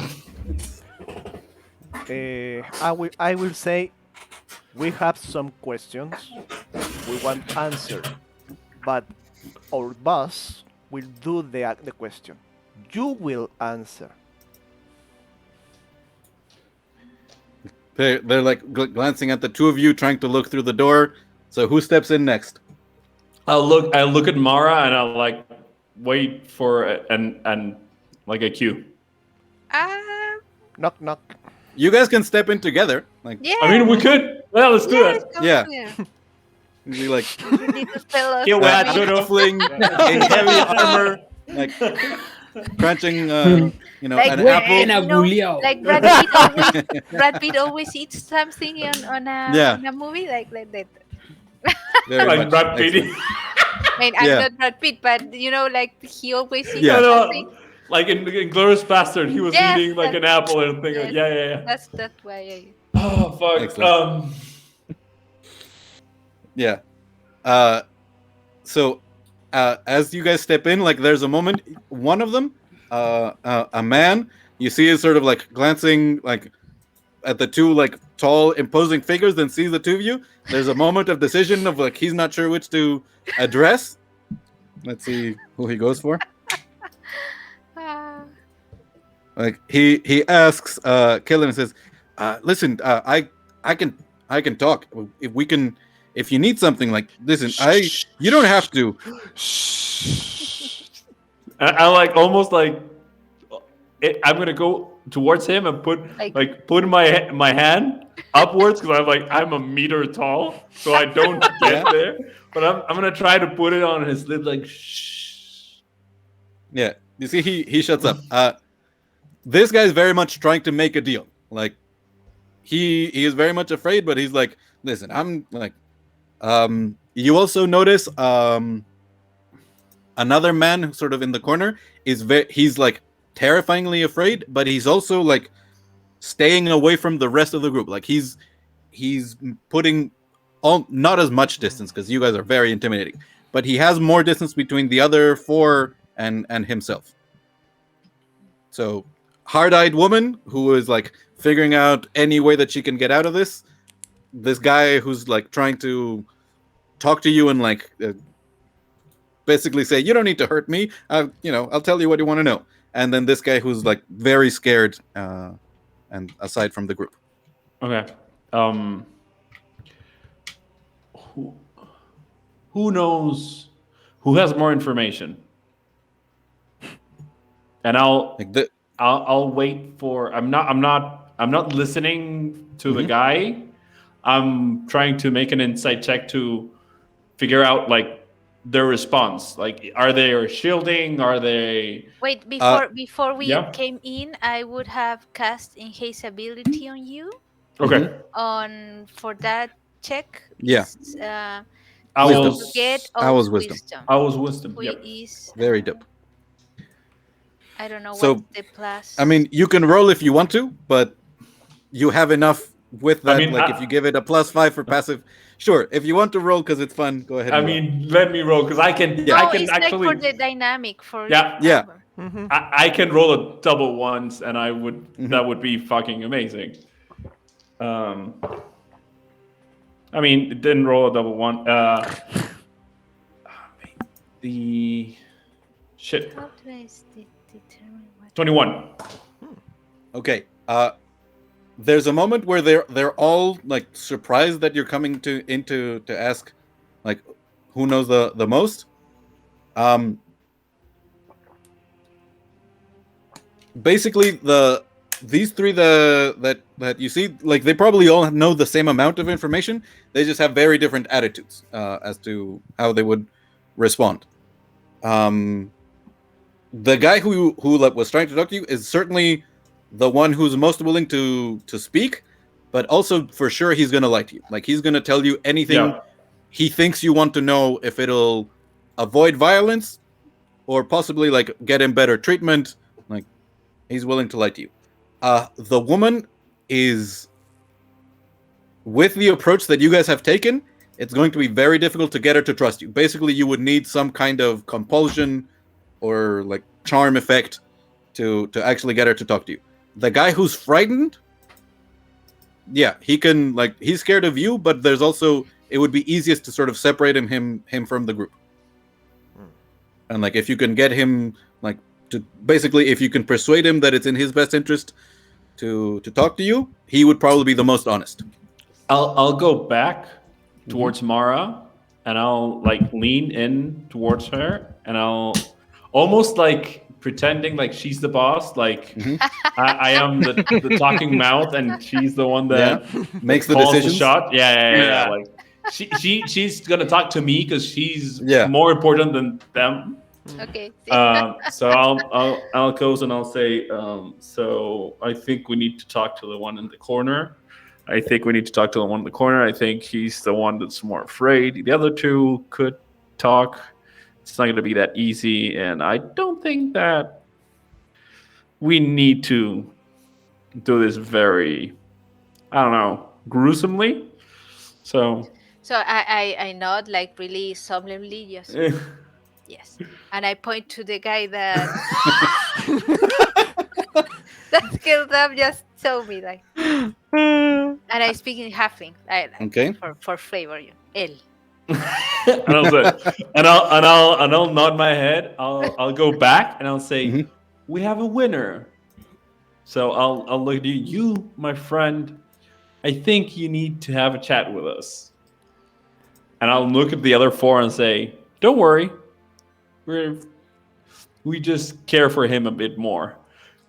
Wait patiently, and I'll go ahead and grab him. And I'll. If you want, I can go and grab it. No. Wait. Give me 1 second. I'm gonna grab him. I'm gonna move him towards Siege, and I'll say, Siege, this is your new pet, and let's go. He's sort of tensed up, I'm looking down. Hello, pet. Yeah, there's Oh, glowing. What color are Siege's eyes right now? Jesus, Red. Red. Two glowing red eyes from behind under the shadow of a hood. And this massive metal hand comes up and picks him up by the neck. Please come with us. Ah, fuck. We appreciate your cooperation. Yeah. Yeah, and there's a moment where the guy who was trying to talk and make deals, you see where he thinks about trying to make a comment and thinks again as the intimidating figure that you guys present, and he just shuts up, and you guys take this guy who's sort of hanging there. You can talk to him out here in the common hall, or you can go to the storeroom, whatever you want. I think that storeroom is a better option right now. All right, so you close the door, and Jack goes should I put the chairs back, or? Yep. You do that. Okay. Yep. He starts Just to put it. barricading We're gonna come back and move the chairs again, and I'm gonna make him I love put it. the chairs back. I love it. At this rate, Keldav is going to wind up dying in the introductory scene of the next performance. Yeah, I know, but I don't give a fuck right now. Yeah. So you guys take this guy to the room. How late are you guys willing to keep playing? Half an hour more, an hour more? I don't have a problem. Me neither. Okay. My schedule is all messed up from the Critical Role episode, so I can go for a while.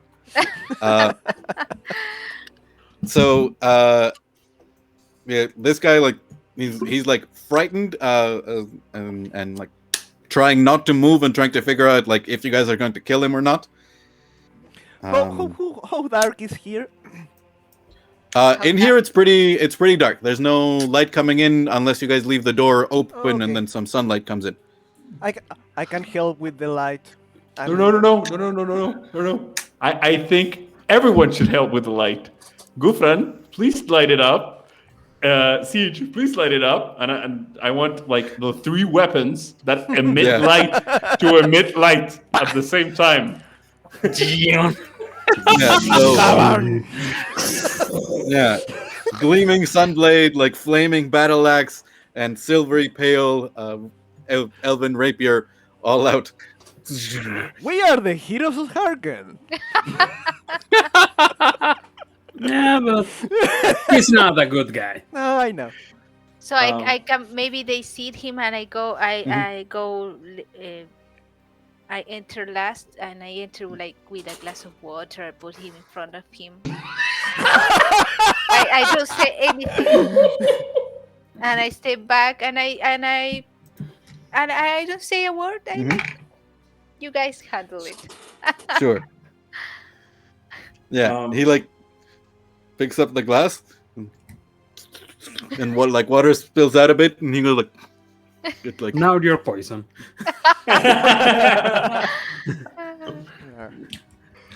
So what is going to be your approach to this? Are you gonna try and intimidate him? Are you gonna try and persuade him? Reveal the nature of the contract? Ask him about. You can like start asking about himself, like his name, what he did. Yeah. So basically, because I wanna like this is Diego, not Keldav speaking. I want to rely on Ghufran's ability. That's the first thing I want to do with this guy. But so because he's already fucking terrified. Really like afraid. yeah, like he's very afraid. I don't want to I don't want him to jump Shock over him. the edge right now. Yeah. So first of all, like so you're in a bad spot. That's okay. But we need information. I think you have it. So let's start with that. What's your name? And he like tries to like speak, but he's been like so scared. So it takes him a few seconds, and he reveals his name is Bogrin, Bogrin, Bogrin. B-O-G. Shit, can you write that down, please? Sure. Bogrin, where are you from? Sartel, Where? I've never been so far north. He says Sartel. It's a city, probably like 2-3 months journey on basically on the other crossing the entire Harken forest, and then another like 3 weeks on the King's Road to get there. Okay, so have we heard of that? It's a big city. It's you would have Keldav, you would have known about it mostly because a lot of the silver that is seen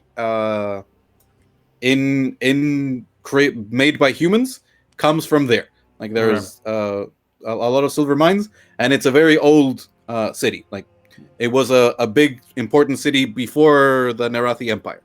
Okay. So maybe I know about that. Yeah, you would have known about it. It wasn't a major military stronghold, but it was quite a source of wealth, and so involved in the funding of the war effort. Well, So what do you know about your contract? I mean, the pay was really good, and I needed to get out of the city. This Why? is just like the easiest way. I mean, listen, there's a like, he's like looking at all of you. Basically, he got on the wrong side of some rich nobles in Sartel, and he like needed to leave, and so signing up with the Iron Circle was the easiest way. He basically thought he could do 2-3 years of mercenary work, and then take the pay and retire in like a small out of the way town somewhere. Okay. And like you start as you're talking to him, like he did not know he was signing up to do this kind of work, and basically he's messed up about it. Like, so when he's not happy about the work he was no, doing. like All right. okay, that's a good mark. And I'll then well, so shit. I'll look at Ghufran and Siege, and I'll gesture to lower the weapons. I will do that and turn my eyes white again. And I'm literally gonna let Ghufran speak now. Like I am moving to the side right now. Okay, friend, you have been very helpful, and we like you because first people should be commended for their effort. So help us. Is there anything you can say to us that it will lead to us saving other people from suffering what the people of Harken have suffered? I don't know if the other companies of the circle do this or if it was just this captain, but I mean, so we were the newest company. The circle they say that they're bringing, restoring, the borderlands of the empire and bringing peace and the law to places that haven't had it for so long since the empire fell. They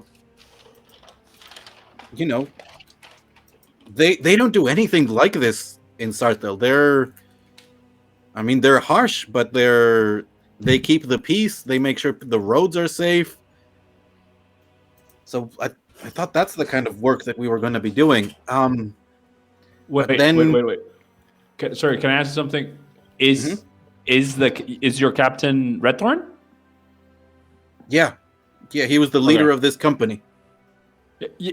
Okay, yeah. So this Sorry. is only a company.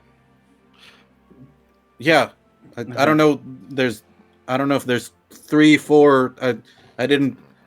We were the only ones training. And then we came here right after. I didn't know they had devils. I never saw anything like that. It's just soldiers before. And then the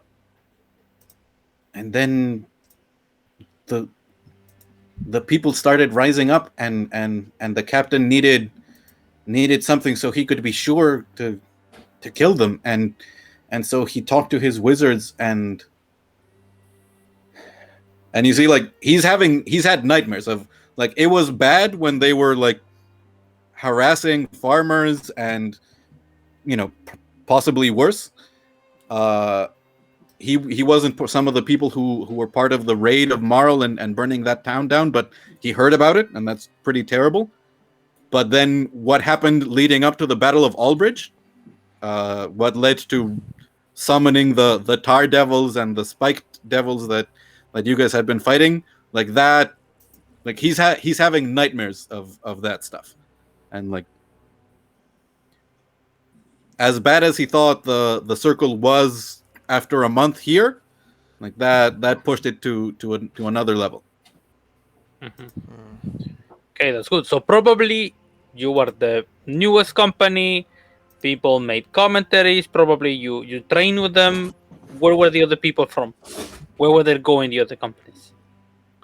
Oh, they all over the old strongholds of the empire, like places where towns used to be, or military forts, ports that were destroyed centuries ago. But like, they've been brought back into the fold. Like, there's important trade that Sarthel now does because the circle has, like, restored the roads and the ports to these places.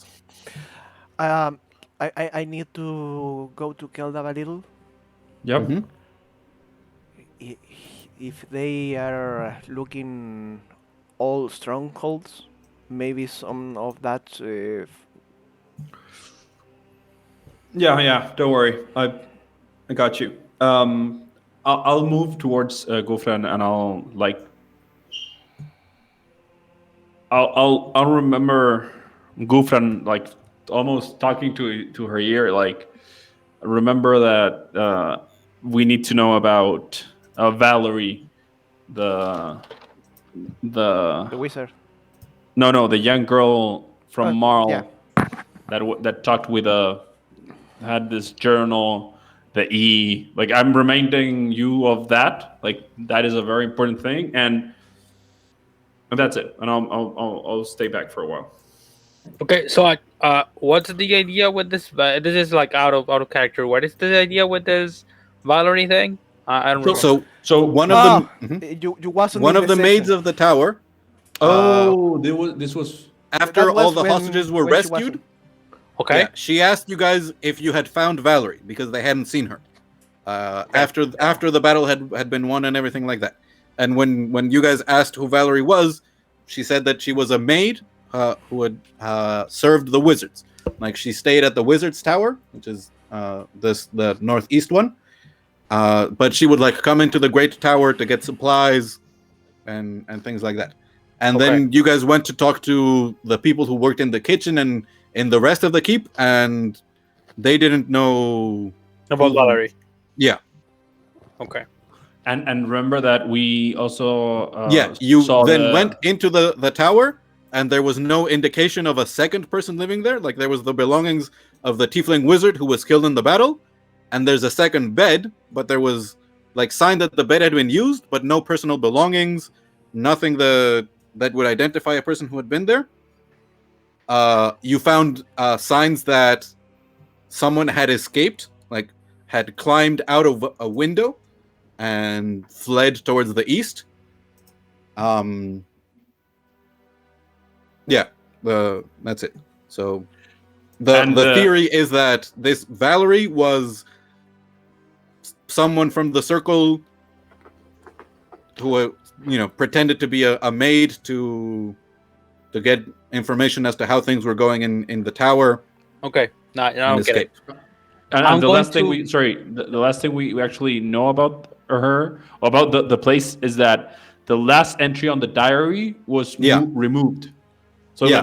that day had like a written entry, and that page was removed. Yeah. So that's The wizard was keeping basically a log of everything that was happening, and he had written the entry for that day, and it was ripped missing. off. And yeah, Okay.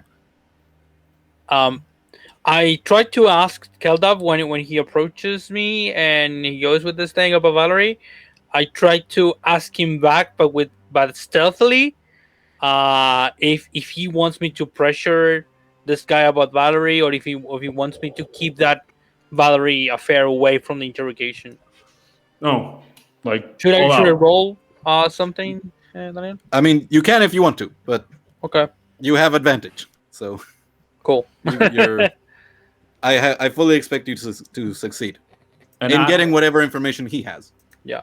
I'm basically I'm in with this guy. Kelda would say something like, "I think everything out in the open is better with him." Okay. Good. Probably the last thing I'll ask you, because you must be tired. Was this girl called Valerie? And you see, he sort of like tries to think back. A maid serving the wizards. Yeah, yeah, we saw her. I saw her maybe once or twice. Okay. Yeah, Maybe Redthorn or someone else mentioned her or talked to her. So something weird about her. Maybe you saw someone talking to her that shouldn't be talking to a maid. and you see, he like tries to think about any of that, tries to give you the information you want. And he was like stationed along the ramparts. He wouldn't have been in the Great Tower, so he wouldn't know if Redthorn had spoken to Valerie. But he says that he only ever saw her going between the Wizard's Tower and the Great Tower, so like Okay. just between those two buildings. Like he tries to remember if he saw her like in the mess hall when they were eating, or like anywhere else, and he doesn't remember that. Okay. Like he never spoke to her.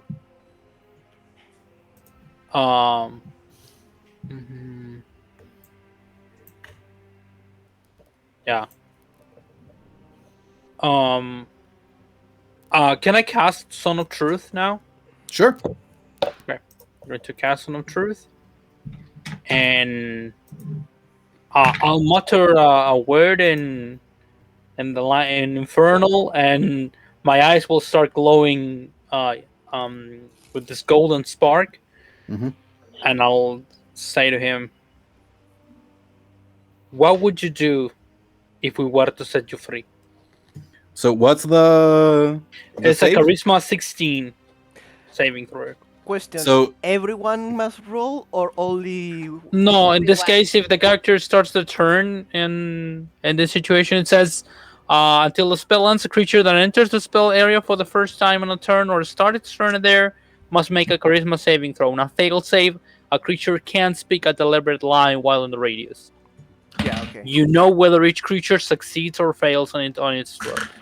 This is a 60 feet, 15-foot radius, a sphere. yeah. So By the way, I basically- am going to roll. Okay. Okay. So you see, as Bogren goes to speak, and then there's a moment where he like clutches his chest, and you fail. You feel as the spell doesn't affect him. But so like he has a moment of pain, and he goes, "I don't know. I guess I don't think I could live here. I try my luck on the road. Maybe see if I could get work on a ship or something." Insight check. Yeah. Sure. Go ahead with. I'm going to help him. Like, And- can Yeah, I help him? he has advantage Plus from. menu. I already have wisdom. advantage. And by Okay, the way, cool. I failed. I failed the Yeah. the Yeah. too, so I can't lie. Me too. I roll a 10. So 26. He's telling the truth. Also, he doesn't know what that flash of pain was, but he's been working quite a bit. But Keldav, something in the brand of the circle helped him with that save. Like Oh. it doesn't make him immune, but it helped him protect himself against that spell. So Question? in Oh, mhm. Go much ahead. the same way that the brand makes them better fighters, like some of the things that make that devils have as part of the legion is they have some resistance against spells, and like this isn't it's not in any way resistance, but it's like proficiency in the save. Yeah, Okay. something like that. Can I ask you?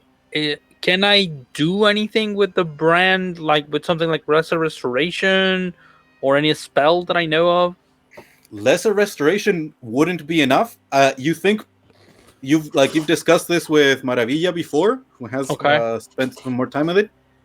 Possibly, if a person like truly dedicated themselves to a divine power, not necessarily a god, but a powerful force of good. As part of that dedication, another ritual could be performed to break the connection. Oh, could I use atonement? One of the Sure. abilities from ceremony is called atonement.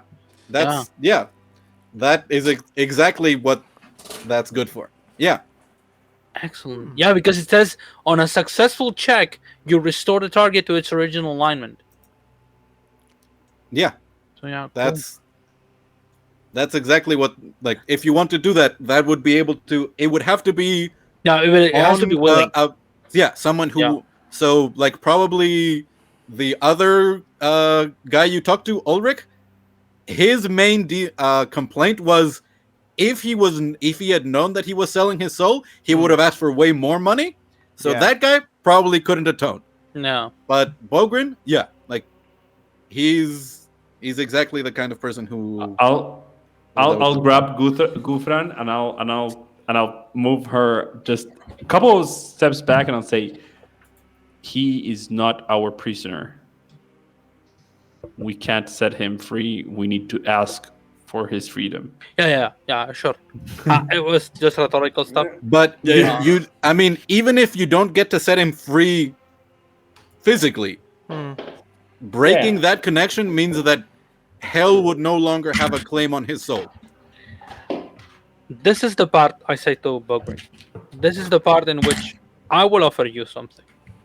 You're carrying a ticking time bomb there, and I point to his chest.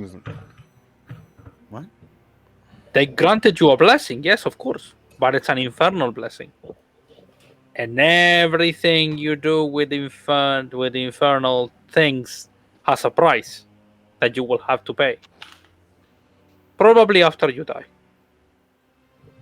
I can help you with that. I can help you to remove it. Yeah. But you'll have to dedicate the rest of your life to do good things, to pay for what you did in serving these I'll infernal try. creatures. Yeah, please. It's okay. I don't want to be one of those things. That's a good thing. Yeah, and you gather he's probably thinking of like the tar devils that were oozing the oily. Yeah, And he's kind of right, you know. yeah. I mean, not far from if it. he's lucky, he would be one of those things. He might be an even worse kind of devil, Yeah. a weaker. Yeah, sure. Okay, so I'll like move around and I'll ask Keldav. I would say, I think that this guy knows nothing more of interest, but you are the one conducting the interrogation, so let me know if you want someone else to come in, and I'd like to have the opportunity to atone this guy and to free him from the infernal mark. If you do that, we need to separate him from the other rest. Yeah, sure. That will be easy. We don't leave him with them until the We don't We don't bring him back. return him. Yeah, we don't return him. Yeah. And I'll go to Bogrin and I'll ask. I know you are filled with nightmares and with sudden realizations of fear. We need to know everything you know, but sometimes you can't ask the questions because you don't know. Yeah. Is there anything you think we should know so others don't suffer? I mean, right before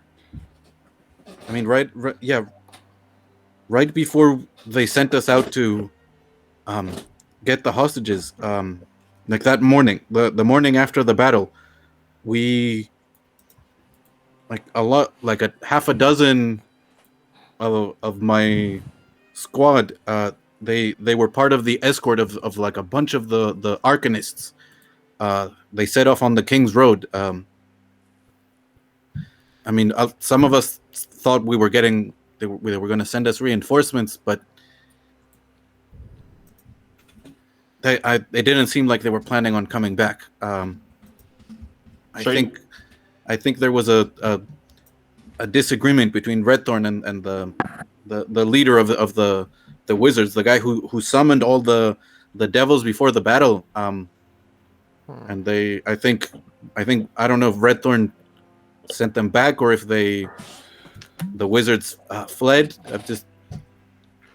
What towards where they did they go? Along the King's Road, so southeast. And you found in the notes in what is now the Baron's bedroom once again on the 3rd floor, but the study where Redthorn had been, you found sort of notes from a meeting where 2 plans had been discussed.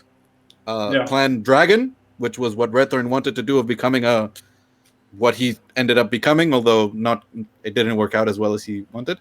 And the other plan was turtle up in the keep, go get reinforcements and come back. And there was disagreement, like the leader of the wizards wanted to get more soldiers from the circle to come in and break the siege.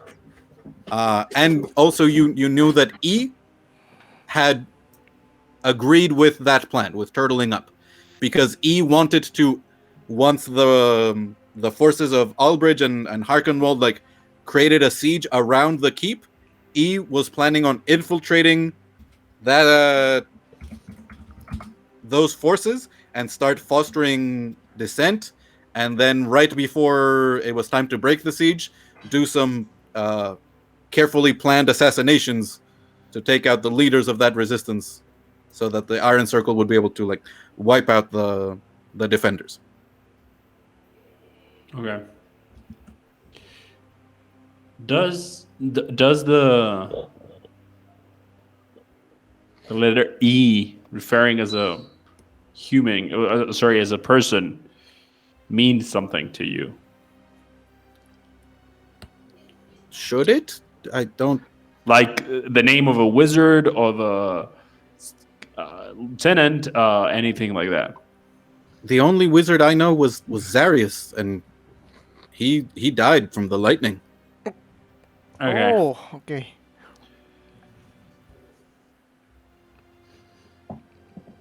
Yeah, and he's being like fully honest. Like Yeah. Whoever- I No, that's figured. okay. whoever this E person was, if they were a wizard, they were clearly not the blaster kind of wizard or the devil summoning kind of wizard. It was the illusion infiltration spy kind of wizard. Yeah. Ghufran, I think it's your time. Do your thing. Okay. Well, it'll take some time, so Yeah, I'll probably take him away. yeah. You could go to the And- chapel, or Yeah, I think we'll go to the chapel, and I'll go for the ceremony, the atonement ritual, which is 1 hour. Mhm. So Oh, okay. So Okay, wait. okay. Can we double check the other Yeah, sure. interrogations before you do that? yeah. Yeah, sure, Let's sure. finish them. This guy must. We must separate them from the others, Yeah. and after that, So- do the ceremony. I think. We'll fast forward past the other two characters. So the guy who was trying to make a deal, his name was Ralok. Bralok? He very much is like he wasn't someone who enjoyed the violence, but he didn't mind it. He was basically in it for the money. So he was fine with taking money from the people of the Harkenwald. He would be fine with taking bribes. He tries to like ingratiate himself to you and say that he would like let them go, like he would just take some money from people and not hurt them.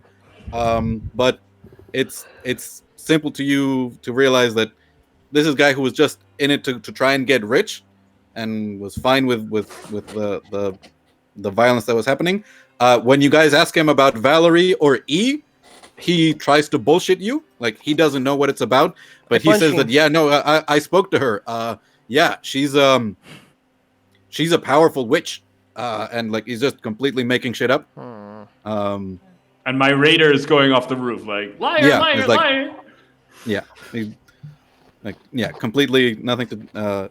No, he does confirm a lot of the details you guys got from Bogrin about them being the newest company. The devil summoning was a surprise for him, but it wasn't hurting him, and having more forces was, as long as they were on his side, he was fine with it. And then the woman is called Merith, and she is like a believer in order through strength. She was fine with like, she thought the fact that the Baron was so easy to take over meant that he was weak and he didn't deserve to be in charge. She's someone who's like lacks empathy for other people. Like, you don't know what it was about her before this, or if the brand of the Iron Circle has changed her, but like, yeah, this was someone who might have ended up in hell before the contract.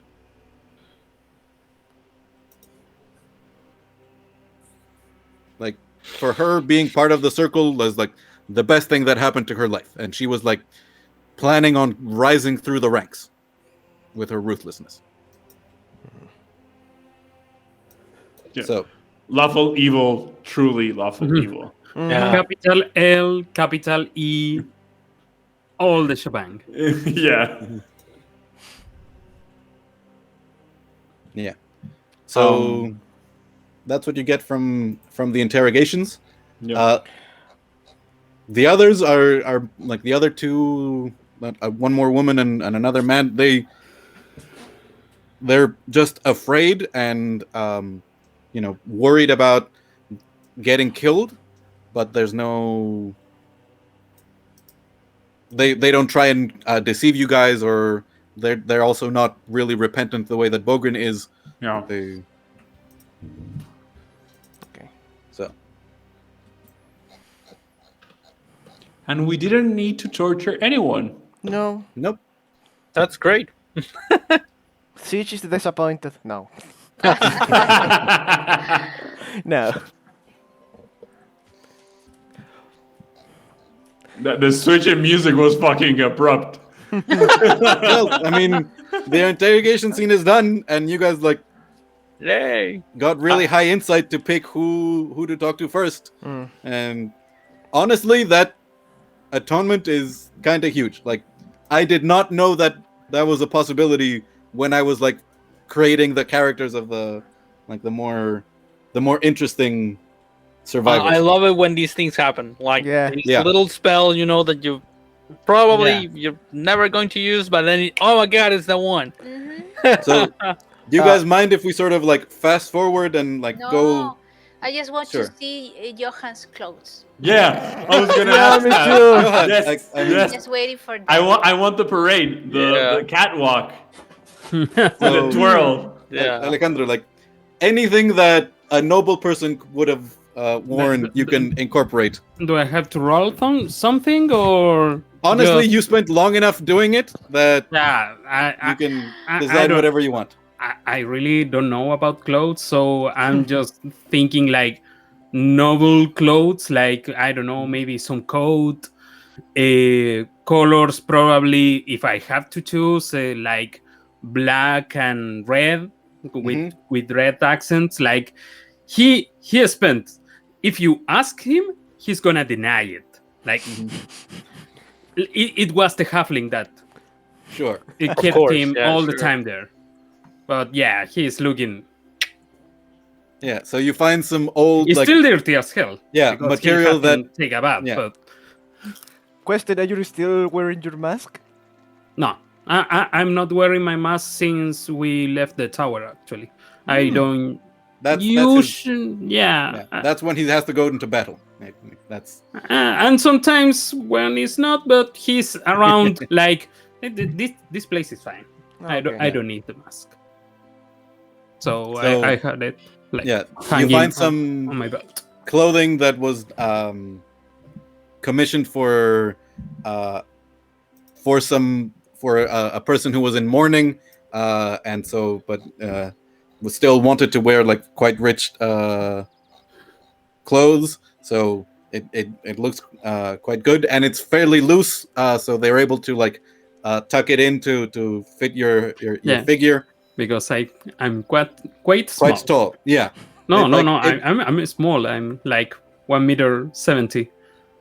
Yeah. And yeah, so it trails a bit, and they ask if you want it to trail on the floor, if you want that the hem raised so it doesn't touch the floor, and they make modifications to. Yeah, but To I'm what looking you fine. want. So Yeah. are we ready with the interrogations? Oh, they already done. Okay, so let's just get this over with. I need to talk with you two, and I kinda need your help with something. With, Oh, that. with And because we are full. But by the way, he started talking, and I'm standing behind him, almost cheering him on. We Yeah. are like more than colleagues. We are friends. We are Yes. friends. We are friends. Jesus. And I need you that get me some buddies. Okay. There, I did it. Okay. So, could you explain Okay. to okay, them yeah, what's happening? I think if everyone is knowing, I have some ideas.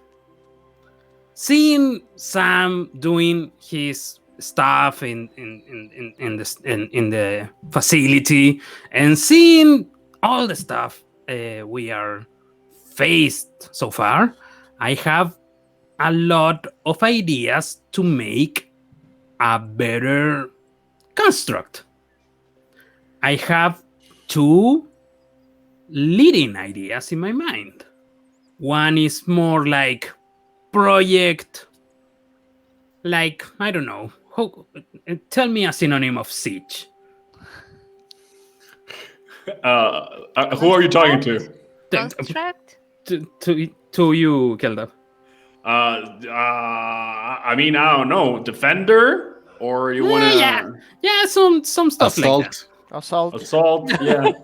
Taking the ideas that I learned from Siege and the facility, and maybe some tweaks I have in mind. Then I was thinking, like, what is the human body, or I don't know, elven body, more than a machine? Actually, if you think about it, you have parts, they do stuff, and I have like a complete thesis on necromancy with me that is going to waste. And look, that Ghufran was pretty tacky, like hiding in a ruin with some ropes and getting a guy to be your leading dude on your undead army. Yeah, I can do better than that. But I need the parts. I need the materials. So I was thinking that maybe you can help me with that. Because even though I have these massive guns and you can see my noodle arm, I can probably get like 20 bodies. Bodies. What the fuck? Just bodies. Barricade. Wait. That's a synonym. Wait. Barricade. Wait. You told me you needed 4. Redundancy is better. Yeah. I'm actually thinking that maybe having 2 sets of lungs is better for the body. I mean, I'm quite healthy.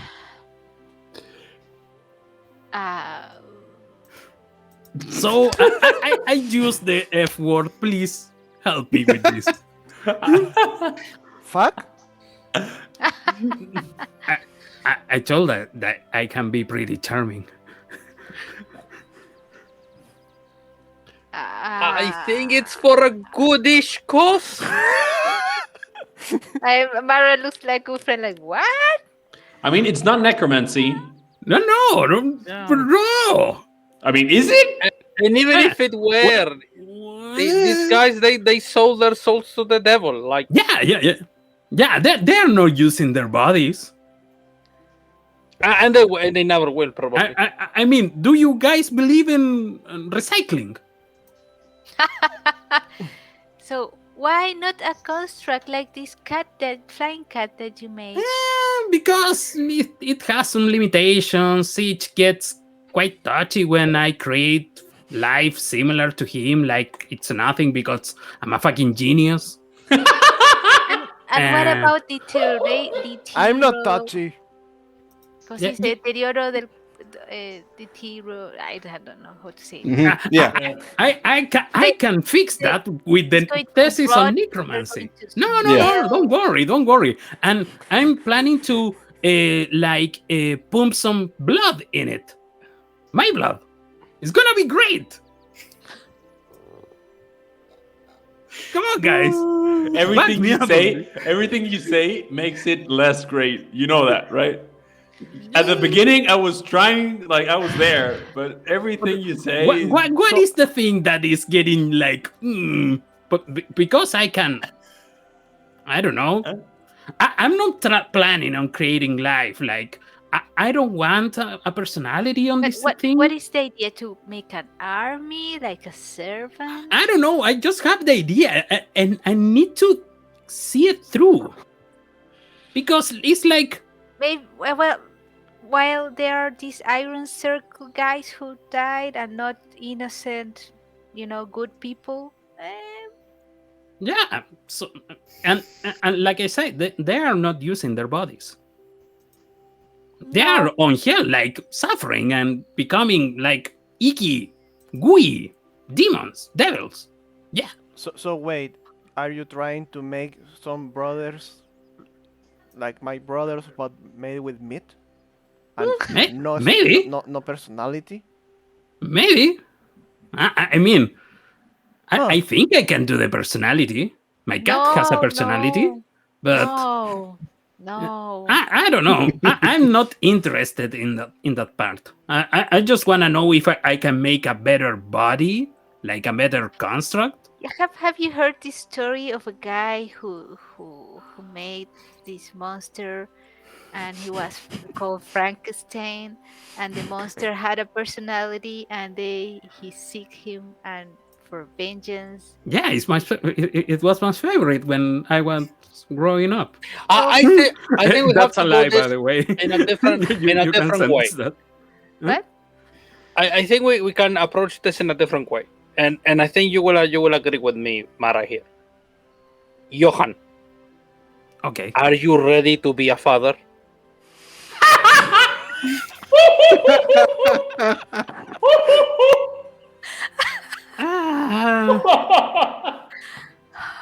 I do believe that the concept of parenthood is like pretty last century, actually. Well, the one who created me was my father. Oh Yes. no, I And don't want for that. example, Sam also said that But he had a father. that's we are trying to make something without a personality that maybe But can what if- fact. What if it happens? That's what I'm asking.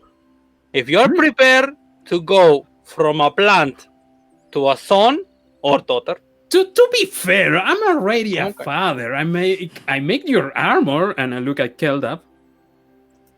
I make a cat. I mean, technically, I'm Yes, but already a father. Let's look at Sam. Sam developed some sort of And personality. actually, this is maybe a learning experience for Sam. Like looking at genius like me doing my craftsmanship inspires him to make a better body. I would can say help that- you with your project. Only Look at Johan that. hears that. But you guys see like a flicker of blue. Yeah, I mean, I'm not planning on giving it a body to Sam. I could, but I think I would like that. I mean, Come on, guys, this is a good idea. Maybe As we can long- do a group project. It's going to help us Oh. bond like friends we are. I have a weird idea. If my father make me, and you rebuild me, but you will make other brothers, you are my uncle? Yeah, I'm your wacky uncle. Full of hijinks and So you bodies will, that I need. So that means that the other will be cousins, not brothers. Yeah. I like that idea. I mean, as long as they don't have, I have a problem with them having a personality. I I'm not don't sure mess- if I want them to. Look, if they gain personality, it's not by my own volition. Let's leave it Then at what that. happens then? Well, that Well, was we deal with the ethical ramifications. What is that? Come on, it's gonna be fun. I just need the bodies transported to the tower. I You do. want me to take the bodies? No. Ye- No, the best thing is that the two sentences that just happened in his mind was, I mean, this is gonna be fun. I just need the bodies. Those two things shouldn't be together when you're talking to Mara or to Ghufran. This is not gonna be fun, but you need the bodies. I need the bodies in the tower. I grab them. And you are gonna. I mean, if you want to see, you can see. Just don't disturb me on my work. But I don't. Guys, I'll Keldav will step in and say, we've known Johan for a while now. I think if he wanted to do something evil, he wouldn't be with us. I mean, we're a sketchy group, but evil, don't think so. So let's give him a chance. The bodies are not from good people. Recycling is not a bad idea, and he's not going to stop asking. I mean, if you say no, that just means I have to get the bodies while you are not looking. So Go ahead. I mean, okay. Okay. okay, so Mara, I think you don't see the bright side. He just called you his friend. You know, I'm really worried because friends, clothes. I'm still worried. I can go back to Lavrat if you want. No. Okay. So that means that I have a kitchen now in the tower? About I'm that. negotiating now. And I can I'm use my bargaining. room? I mean, maybe you guys could build some more structures around the tower. Yeah. Well, I will need to cut meat, so maybe it's not a bad No, idea. not in the kitchen. No. Oh, you don't want the kitchen on my tower? Oh, I understand. I Well- can locate the kitchen outside. My father used some of us to help in the construction of the stronghold. Oh, I see. We can build you a kitchen that doesn't have to share That has with my. a door to the mid-clear. tower. Yeah. Okay. Direct doorway the tower, actually. So, can I get my bodies now? But you want me to dig them out? No, I mean, if you want to help, we're gonna. No. No. I mean, I need to get the workshop kinda prepared. I don't know if I can even teleport into the tower, and maybe we don't need to let the Baron know we are doing this. I mean, it's for the good of Harken. Wait, they're gonna see us No, we're gonna Start tell digging him. out, Yeah, like, we're gonna tell him. stealing bodies. I It's mean, autopsy to learn about the demonic Yes. Don't worry. properties of the. I'll talk to him again. wait, Don't worry. before anything, You are so good with words, Commander. you need. Stop doing that, you fuck. Keldav Commander. So No, I want Peach, to come remember on. you guys that I'm leaving tomorrow, and I need my money. For And you. I leave We are leaving tomorrow, right? But Yeah. Johan has this project and the I- bodies. I can don't sleep. Like I do wonders. But I can come Maybe back. I will be a little groggy because maybe I'm leaving some of my blood, but that's okay. So Okay. I will say, Johan, it's going to take you more than a day to Okay. get bodies. There are no tools currently in the No, but I can make the tools. tower. Yeah, so you're gonna have to make the tools, bring the bodies, figure out a way to like break them down, like harvest the parts that you want, Like a fridge, so make they a don't design rot. for the construct that you want to make it, and like it's going to be a long. It's the kind of thing you do in downtime. Well, if you want to leave tomorrow, well, do you really need me for the whole paying the fine for your brother? No, I can go by myself and No. I mean, Do you Well, I mean, do you actually, really I don't care. think But that it'll be as easy as go and pay a fine? why not? in theory, I think we all should go there. I mean, I need to. We need to go. I mean, some of us need to go to Fallcrest, so I need to get a deposit on my cart. For fuck's Oh sake, yeah, the card. that I'm gonna lose. I just figure out I lost my deposit because we made a construction in the cart. For fuck's sake! But Shit. But the card is Fuck. ours now. So, but Yeah. Johan, how many Wait. days do you need? How many days do I think I need? 20? No, impossible. No, no, I no. have to be there. No, Like, no, no, no. What I'm saying is we split the party. I mean, you can leave me behind. I mean, Siege, you can help Johan move the bodies. You don't mind that? No, bring It's okay. all the bodies all at once. I have to It's- choose the parts.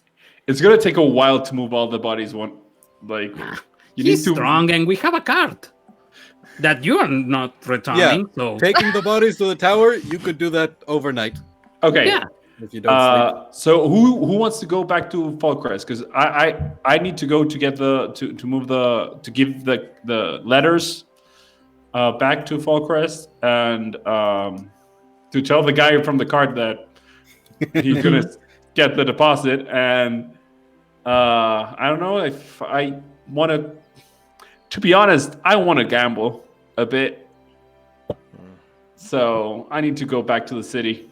It's getting a bit itchy. wait, you have a thing? I mean, Gambling? I never lose, so doesn't matter. it's not a problem if you Don't lose. Mm-hmm. You just know you need to know when to bet. So I need to go back. It's been a while. I need to get loose. So I want we to get meet my the- body Yeah. to the tower. You all go and free Mara's brother, and I stay here doing my work. And when you go back, if you wanna go back, I mean, I have the bodies already. Yes, because I have to make my kitchen Yeah, sure. Oh, by the way, and my room. Johan, you have the haversack and the bag of holding, or one of the both? I have both, I think. So could we use one of those? Yeah, sure. Which one? The havers. We can- Which brother? We can figure out which one you want to take. Have the bag of Yeah. holding, I think. Yeah, it doesn't matter. We can do that off air. That's not that important. But basically, I want something to move things around because I imagine that when we come back, Mara is gonna need more things for the kitchen that are in Balcrest. Maybe we can go through my family's home. I mean, if it's on the way, I don't. I mean, it's like near. Okay. You can go, and I'm pretty sure that you can take Siege with you. I mean, I he would love to meet the. yeah. And Mara to be family. fair, I have all the help that I can get here. Oh, by the way, and I'll move around the. I imagine we're in a private place. I'm gonna start moving around the money, and I'll say this is all the money we've got until this time, and I'll start showing everyone their cut. So Mara, you asked for your cut. This is yours. Siege, this is yours. And I'll ask Ghufran. Ghufran, because you don't mind having, what I was thinking about this. What if we make like a fund for you, and you have your money, but instead of giving it away to anyone you don't know, we start literally no. You don't need to ask anything. We start making like a foundation where those people help more people. So you're paying people to make other people happy, and that will make more money. I like that. So basically, instead of just giving away money and just doing make a what was I Lahaba? Lehava, yeah. Now, make a foundation on the name of Lahaba and make more people happy. I love it. So That's a great idea. So your fund was gonna. I mean, you choose whatever you want. It's your money, but I was thinking about this, and I think you could do a lot more if you do it more structured. I put a hand on Keldav's shoulder and I say, I never thought I'd said this, but intelligence can be used for good. That's why he is Keldav commander. Oh, come on, Yes. man. What the fuck? Okay, so the plan is you are leaving tomorrow. You are doing that pyramid scheme. And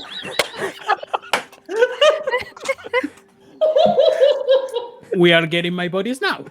And Yes. we Yeah. feast, and I work on the night, and I bid you farewell tomorrow.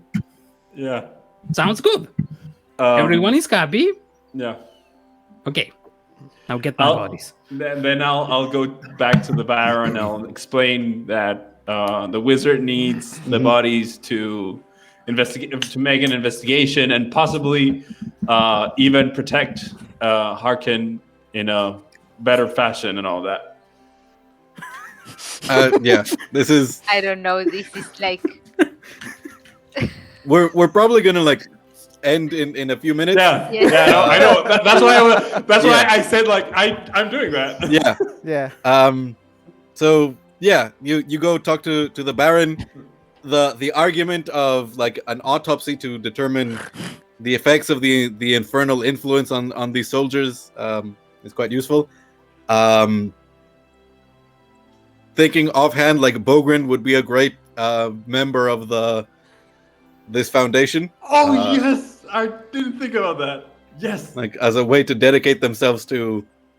So he decides to, he truly atones and dedicates himself to doing good for the rest of his life. Good. you have your first follower. Not mine. Not mine. Yeah. But No. The first convert. Yeah. Yeah. Yeah. That We're it is. starting A cult. A cult? Now drinking. No. But, by the way, Daniel, this is a question for you. That does up the Yeah. concordance for Ghufran, right? Yeah, absolutely. Like This is a cult. So in now a you tower can where there are try corpus to. and a weird guy making things with Yeah. corpus bodies, and no, it's a cult. we'll figure out, like we'll probably go over some downtime stuff through text and maybe like do some sessions in between, but like yeah, we'll basically what happens to the rest of the day, like Gremath arrives, the Baron knights Gremath for his service to Harkenwald and its people. He declares sort of Johan as the Wizard of Harken, and now, while still looking dirty, dressed in fine robes with an amulet that is glittering with clearly magical light, Johan definitely looks the part of a wizard. A crazy wizard that talks to himself. I mean, But it's your wizard. yeah, wizards are supposed to be eccentric. Mm. And he's got a huge amount of positive reputation at the moment for being part of the defenders of Harkenwald. There's solemn funeral ceremonies. There's feasting and celebrating throughout Harken. And yeah, some in the darkness, though approved of by the authority of the Baron, siege and Johan load up a cart with bodies and take it to the tower to begin his project. Don't forget. And, like- don't forget to remove my fork, please. Yeah. Sure. Don't worry. And I'll give Johan a parting gift. I'm gonna say you already have one of these, but I'm gonna give the one that I had, and I'm gonna give him the exhaustion cure, the tea I make. So now you have 2 potions to cure 1 point of exhaustion.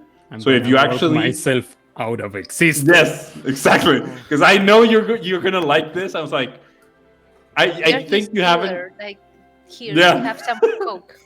Basically. So I'm like, here, You have 2 bottles of the 6-hour energy drink. Oh yeah, this is some food I can get behind. And I think I'm gonna. Sweet food. Yeah. I'm Yeah. gonna inject The Yeah, myself it's dude. because digestion is a waste of time. Like, So you're not going to eat and you're not going to sleep. Yeah. And you no. So basically, by the way, Siege, you have one of those, and Mara, you still have one of those. One of Okay. that though? Yeah, I make infusions of exhaustion. Yeah, I don't they know. remove a single level of exhaustion. Yeah, they remove a single level of exhaustion. I made 4. So now Johan has 2, and Siege and Mara has 1. Have 1. Okay. I gave this before the Battle of Aldridge. Albridge. Yeah, that's why I didn't make one for Ghufran. Don't worry. Yeah, I remember. Yeah. Yep. And that's it. I just wanted to give the party gift to Johan so he can absolutely work his mind to the brink of existence. So we are leaving now. Yeah. This is Wait, the we're going first. to come back. Wait, and you Yeah. heard with the hair like this, and I mean, my clothes is like I'm gonna take them off. Like, okay, I'm leaving those that and put myself in the eyes raggy like this, clothes. Like, red, Do you have more? Do you have more of those potions, Keldav? I need more. Of those potions, more Keldav. of those bodies. I kinda need more. So this is the Wow. first time that we won't be near since you revealed me. Yeah. So Siege will say you please be safe. We will be come back. I'm gonna remove the fork inside of you. Thank you. Like 3 touches, open up siege, grab the thing. Ugh. Don't eat. It's bad for you. It was strange. Yeah. Wonderful. So with that heartfelt moment, your underwear. We're going to find you in your underwear.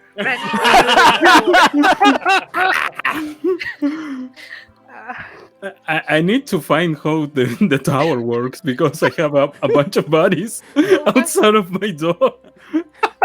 And you're going to be alone. Yeah, don't worry. I mean, It's okay. more, You enter into more the than tower half of and- the tower already tried to kill me, like the elemental and the other shit. Yeah, I'm used to it. Don't worry. wonderful. Okay. So yeah, we'll come back. I have a few paragraphs written about all of the different resources that Johan can use to research things. I'll send them to you so you can Yeah. plan out some of your downtime. And the rest of you make your way out of Harken along the road, headed Wait. back. With a rage drake. Yeah, with El Gato, the Rage Drake. Pulling the cart. Yes. Ooh. Sure. You make your way back towards Falkrist and leave Harkenwald behind after a very eventful, I think, 8 days, 10 days. I'd have to figure out at the end how long it's been, but very eventful, visiting many interesting locations. And that's where we'll end it tonight. And depending on what you guys do during downtime, we might pick up months later or perhaps just a few weeks. Tomorrow in Harken. Yeah. Oh yeah. A zombie plague. I did it!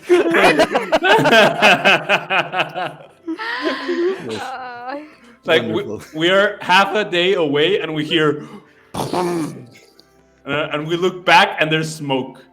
And we're like, oh, fuck. I think that he's fine. Yeah.